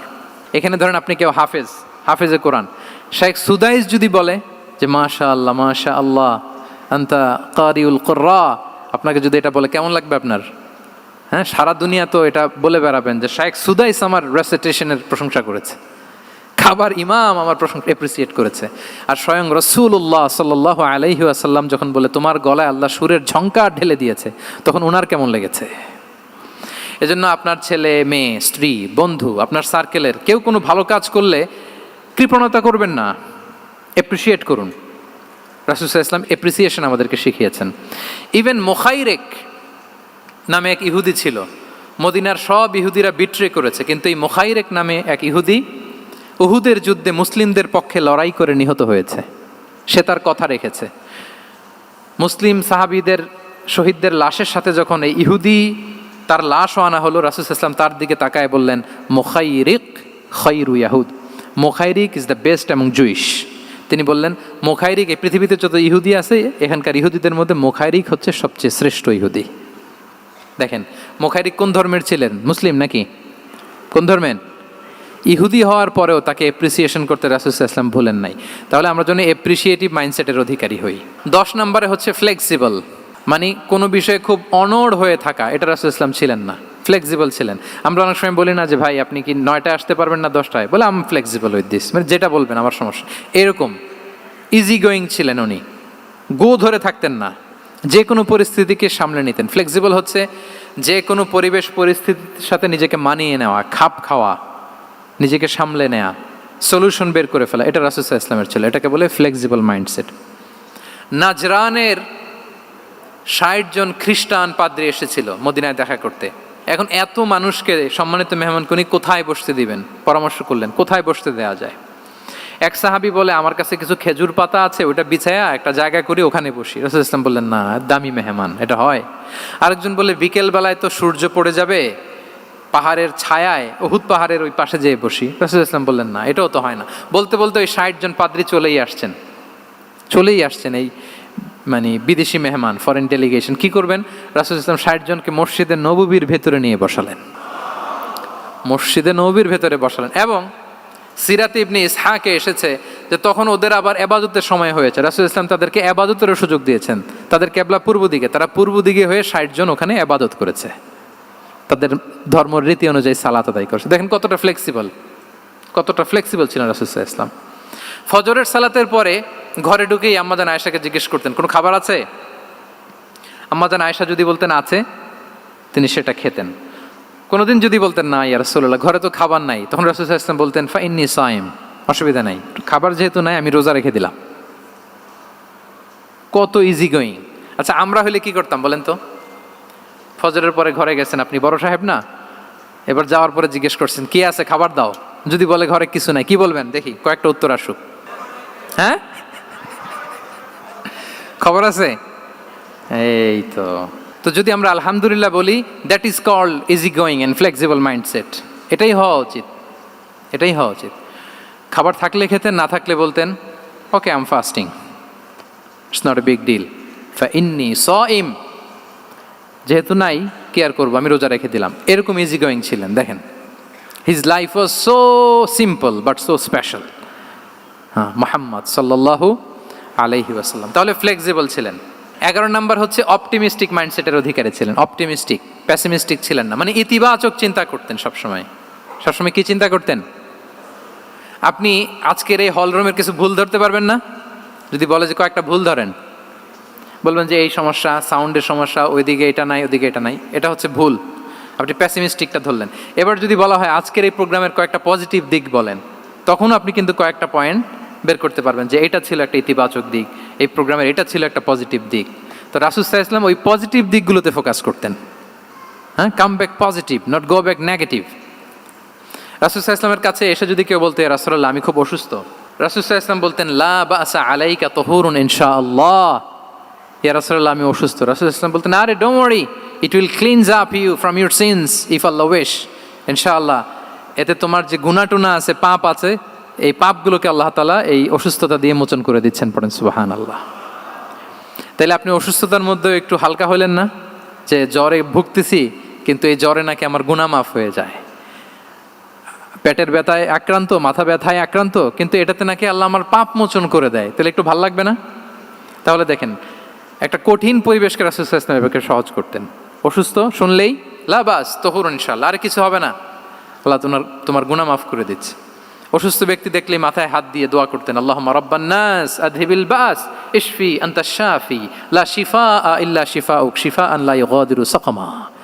উজ্জীবিত হয়ে যেত অসুস্থ ব্যক্তি। আমরা কি করি? কাউকে অসুস্থ দেখলে, রোগাক্রান্ত দেখলে, ওই রোগে সবচাইতে কষ্ট পেয়ে যে মারা গেছে তার ঘটনা বলা শুরু করি যে হায় রে ভাই আপনার ক্যান্সার, আমার এক খালা ছিল ক্যান্সারের 4th স্টেজে চলে গেছিল, 14টা কেমো দেয়া লাগছে, এই যে ফিরিস্তি একেবারে ওনার দাফন কাফন পর্যন্ত। এখন বলেন ওই লোক যাও সুস্থ ছিল, এখন আর সুস্থ থাকবে? কথা বলেন, থাকবে? একটা দিব্যি সুস্থ মানুষকে যদি আপনি বলেন ভাই আপনাকে দেখতে কেমন যেন একটু রোগা রোগা লাগতেছে, অসুস্থ নাকি? এরপরে প্ল্যান করে ধরেন আপনি বললেন, উনি আবার ওদিকে যাওয়ার পরে আরেকজনকে প্ল্যান করে বলতে বললেন, ও বললো ভাই ব্যাপার কি, চেহারাটা কেমন শুকনা শুকনা। এরকম 5 জন বলার পরে ওই বিকেলে কাঁথা গায়ে দিয়ে শুয়ে ফেলবে বিছানায়। তো আপনি অসুস্থ এমনি বানাই ফেলছেন। কিন্তু রাসূলুল্লাহ সাল্লাল্লাহু আলাইহি ওয়া আলিহি ওয়াসাল্লাম উনি বলতেন লাবাস আলাইক তাহুরুন ইনশাআল্লাহ, আরে সুস্থ হয়ে যাবা। এজন্য দেখতে গেলে আপনি উৎসাহিত করবেন, বলবেন আরে ভাই আপনারা তো খুব সুস্থ লাগতেছে। কে বলছে আপনি অসুস্থ? অসুস্থতার কোনো ছোঁয়াই তো আপনার মধ্যে নাই। হ্যাঁ, you are looking very fine, চমৎকার লাগতেছে আপনার, কে বলছে? তো ভালো হয়ে যাচ্ছেন। এটা বললে উনি আশা পায়। আর আপনি যদি ওই রোগে সবচেয়ে কষ্ট পেয়ে যে মারা গেল, এই ঘটনা যদি ওনারে শোনান, উনি বাঁচবে বলেন? তাহলে আমরা মানুষকে উৎসাহিত করব, অপটিমিস্টিক হব, প্যাসিমিস্টিক হব না। এবার বলুন হুনাইনের যুদ্ধে, কুইজ, হুনাইনের যুদ্ধ কত হিজরিতে হয়েছিল? 8ম। হ্যাঁ, মাত্র 2-4 জন বলতেছে। আমাদের ওই যে হাসানা ফাউন্ডেশনের একটা সিরা অলিম্পিয়াড চলতেছে, এটাতে অংশগ্রহণ করতে হবে আপনাদের। আমরা প্রতিদিন একটা করে কুইজ জানান দিচ্ছি মানুষদেরকে, একেবারে সব মুখস্থ হয়ে যাবে ইনশাআল্লাহ। তাহলে 8ম হিজরিতে হাওয়াজিন বনু সাকিব গোত্রের বিশাল ব্যাটালিয়ন নিয়ে ওরা আসছে, এবং ওরা আসছে যে আমরা শুধু একা যাব না, আমাদের স্ত্রী বাচ্চা কাচ্চা, আমাদের যার ঘরে যত সম্পদ আছে সব নিয়ে মরুভূমিতে যাব। এটা নিয়ে যাব কেন? সবার মধ্যে যেন ইন্সপিরেশন আসে যে যদি আমরা হারি, আমরা সব শেষ, আমাদের সম্পদও নিয়ে যাবে। আর এগুলো রক্ষার জন্য হলেও মুহাম্মদের বিরুদ্ধে আমাদেরকে জয়লাভ করতে হবে। কি টেকনিক দেখেন! সব যখন নিয়ে দাঁড়াইছে বিশাল বাহিনী, এক সাহাবী এসে বলল, ইয়া রাসূলুল্লাহ, কালকে তো আমাদের খবর আছে, এই বাহিনীকে আমরা কি করে পরাস্ত করব? ইয়া রাসূলুল্লাহ, এসে দেখুন, পাহাড় থেকে দেখুন কত বিশাল বাহিনী। রাসূল সাল্লাল্লাহু আলাইহি ওয়াসাল্লাম দেখা মাত্রই বললেন, তিলকা গনিমাতুল মুসলিমিনা গাদান ইনশাআল্লাহ। আরবি যারা বোঝেন যে it will be the war booty for the Muslim community tomorrow ইনশাআল্লাহ। আরে এগুলো তো আমরা সব গনিমত আকারে ব্যাগে কইরা মদিনায় নিয়ে যাব। এই যুদ্ধে জয়লাভ করে যা আছে এগুলো উটে করে ওয়ার বুটি হিসেবে মদিনায় নিয়ে যাব। বলার সাথে সাথে সাহাবীদের সব ভয় দূর হয়ে গেল, আবার প্রাণ ফিরে পেলেন, সজীব হয়ে উঠলেন, উজ্জীবিত হলেন। তাহলে আমরা অপটিমিস্টিক হব, আমরা ইতিবাচক চিন্তা করব। এবং ইসলাম আল্লাহ তাআলার ব্যাপারেও আমাদেরকে ইতিবাচক ধারণা রাখতে উৎসাহিত করে। হাদিসে কুদসিতে আল্লাহ বলেন, আনা ইনদা যান্নি আবিদি বি, আমার বান্দার নিকট আমি তেমন, আমার বান্দা আমার ব্যাপারে ঠিক যেমন ধারণা করে। আপনি যদি ধারণা করেন আল্লাহ দয়ালু, ঠিকই আল্লাহ তাআলাকে দয়ালু পাবেন। এখন বলেন আল্লাহর ব্যাপারে কার ধারণা কেমন? আল্লাহ তাআলা খুব প্রতিশোধ পরায়ণ না? প্রচন্ড রাগী, আমাদের সবাইকে জাহান্নামে দেওয়ার জন্য বসে আছেন না? তাহলে কি ধারণা বলেন তো? তিনি দয়াময়, তিনি মেহেরবান, তিনি আমাদেরকে অবশ্যই ক্ষমা করবেন। এই বিশ্বাস আল্লাহর প্রতি আমাদের সবার আছে তো? এই বিশ্বাস যদি থাকে, ঠিকই আল্লাহ তাআলাকে রহমান রাহিম হিসেবেই আপনি পাবেন। লাস্ট হচ্ছে রেজিলিয়েন্ট। শেষ, I am going to conclude my speech today. Resilient হচ্ছে যাকে থামানো যায় না, আনস্টপেবল। সংকট কাটিয়ে ঘুরে দাঁড়ানোর সামর্থ্য যার থাকে তাকে বলে রেজিলিয়েন্ট। লেগে থাকার মানসিকতা, টিকে থাকার যোগ্যতা, সহজে হার না মানার যে অ্যাটিটিউড, এটাকে বলে রেজিলিয়েন্ট মাইন্ডসেট। রাসূল সাল্লাল্লাহু আলাইহি ওয়াসাল্লামকে আল্লাহ তাআলা এই মাইন্ডসেট দিয়েছিলেন। ওনাকে হারাইতে পারছে কেউ? জীবনের সাথে এটা সেট করে নেন যে আমি কখনো হারি না, আমি হয় জিতি নয় শিখি। আমি কখনো হয় জিতি নয় শিখি। এই মাইন্ডসেট যদি গ্রো করেন, আপনার হারাইতে পারবে কেউ? পারবে না। রাসূল সাল্লাল্লাহু আলাইহি ওয়াসাল্লাম, he was unstoppable, having unbelievable সাবর। ধৈর্যের পাহাড় নিয়ে, আনস্টপেবল অ্যাটিটিউড নিয়ে তিনি শুধু সামনে গিয়েছেন, পেছনে যান নাই কখনো। সীমাহীন কষ্ট আর সংগ্রামের মধ্য দিয়ে গিয়েছেন, থামাতে পারে নাই ওনাকে কেউ পারে নাই। ইয়াতিম হিসেবে জন্মগ্রহণ করলেন, পৃথিবীর আলো দেখবার আগে বাবাকে হারালেন, ছোট বয়সে মাকে হারালেন, পরে দাদাকে হারালেন, এরপর চাচাকে হারালেন। শিয়াবে আবি তালেবে জেল খেটেছেন 3 বছর। Physical torture, mental torture, life threat, হত্যা করার ষড়যন্ত্র হয়েছে। আল্লাহ তাআলা বলেছেন আজ রাতে হিজরত করো। ব্ল্যাক ম্যাজিক করা হয়েছে। লাবিদ ইবনুল আসাম, এক ইহুদিদের মিত্র, ওনাকে ব্ল্যাক ম্যাজিক করেছে। মারার জন্য খাদ্যে বিষ মিশিয়ে দেওয়া হয়েছিল। বাজুর মাংস, খাসির বাজুর মাংস পছন্দ করতেন। খাইবারের এক ইহুদি নারী এই ছাগলের এই মাংসের মধ্যে বিষ দিয়েছিলেন। ইহুদিদের পক্ষ থেকে betray, treachery, conspiracy and what not, কি বাকি ছিল বলেন? ষড়যন্ত্রের এমন কোনো ধরন ছিল না যেটা তারা বাকি রেখেছে। কিন্তু রাসূল সাল্লাল্লাহু আলাইহি ওয়াসাল্লামকে কি থামানো গিয়েছিল? বলেন, থামানো গিয়েছিল? গোটা বিশ্বব্যাপী উনি ছড়িয়ে দিয়েছিলেন লা ইলাহা মুহাম্মাদুর, so nothing can stop him. আমাদের যে লক্ষ্য, ওই লক্ষ্য পানে আমরা পৌঁছবই, আমাদেরকে কোনো কিছু থামাতে পারবে না ইনশাআল্লাহ। বলেন, আমরা আমাদের লক্ষ্য পানে মানজালে মাকসাদে দৌড়ে দৌড়ে যাব। আমাদেরকে থামিয়ে দেয়া হলে আমরা হাঁটতে থাকব, সেখানে আমাদেরকে আঘাত করা হলে আমরা হামাগুড়ি দিয়ে সামনের দিকে যেতে থাকব, সেখানেও থামিয়ে দেওয়ার চেষ্টা করা হলে আমরা আমাদের মঞ্জিলে মাকসিদের দিকে অপলক নেত্রে চেয়ে থাকব। আমাদেরকে কেউ থামাতে পারবে? রেজিলিয়েন্ট, অনর, অটল, আনস্টপেবল, এই মাইন্ডসেটের অধিকারী ছিলেন। ফলেই তিনি লা ইলাহার বাণীকে গোটা বিশ্বে ছড়িয়ে দিতে পেরেছেন। তাহলে আমরা রেজিলিয়েন্ট হতে চাই কি চাই না বলেন? সম্মানিত শুধু মোট কয়টা মাইন্ডসেট জানলাম? 12টা। এগুলোকে আমরা নিজেদের মধ্যে ধারণ করতে পারবো ইনশাআল্লাহ। কারণ রাসূল সাল্লাল্লাহু আলাইহি ওয়াসাল্লাম আমাদের জন্য যা নিয়ে এসেছেন ওইটাই আমাদের আঁকড়ে ধরতে হবে। যেটা বারণ করেছেন ওইটা থেকে আমাদের দূরে থাকতে হবে। যে আয়াত দিয়ে শুরু করেছিলাম সূরা হাশরে, ওমা আতাকুমুর রাসূলু ফাখুযুহু ওমা নাহাকুম আনহু ফানতাহু। নবী যা এনেছে ধরো, নবী যা বারণ করেছে সেগুলো ছেড়ে দাও। আমরা আল্লাহ তাআলার কাছে কামনা করি আমার নবী ওনার যে থট প্রসেসকে ডেভেলপ করেছেন, ওনার যে অ্যাপ্রোচ অ্যান্ড মাইন্ডসেটকে ডেভেলপ করেছেন, আমরাও যেন আমাদের মাইন্ডসেটকে ঠিক ওইভাবে করতে পারি। আমাদের রাসূল সাল্লাল্লাহু আলাইহি ওয়াসাল্লাম যেভাবে চিন্তা করতেন, আমাদের ভাবনা এবং চিন্তার আঙ্গিনাও যেন ঠিক সেই রকম হয়। আমরা সবাই পড়ি আমিন। তার মাইন্ডসেট হবে আমাদের মাইন্ডসেট। কি বলেন? পারা যাবে তো ইনশাআল্লাহ? তাহলে কয়টা মাইন্ডসেটের কথা বলেছি? 1 নম্বরে কি ছিল? God centric. 2 নম্বরে ভিশন ওরিয়েন্টেড। 3 নম্বরে উইজডম ড্রিভেন। 4 নম্বরে রিফর্ম সেন্ট্রিক। 5 নম্বর ওপেন মাইন্ডেড। 6 নম্বর এন্টারপ্রেনার। 7 নম্বর কনসিডারেট। 8 নম্বর ট্রান্সপারেন্ট। 9 নম্বর অ্যাপ্রিসিয়েটিভ। 10 নম্বর ফ্লেক্সিবল। 11 নম্বর অপটিমিস্টিক এবং 12 নম্বর রেজিলিয়েন্ট।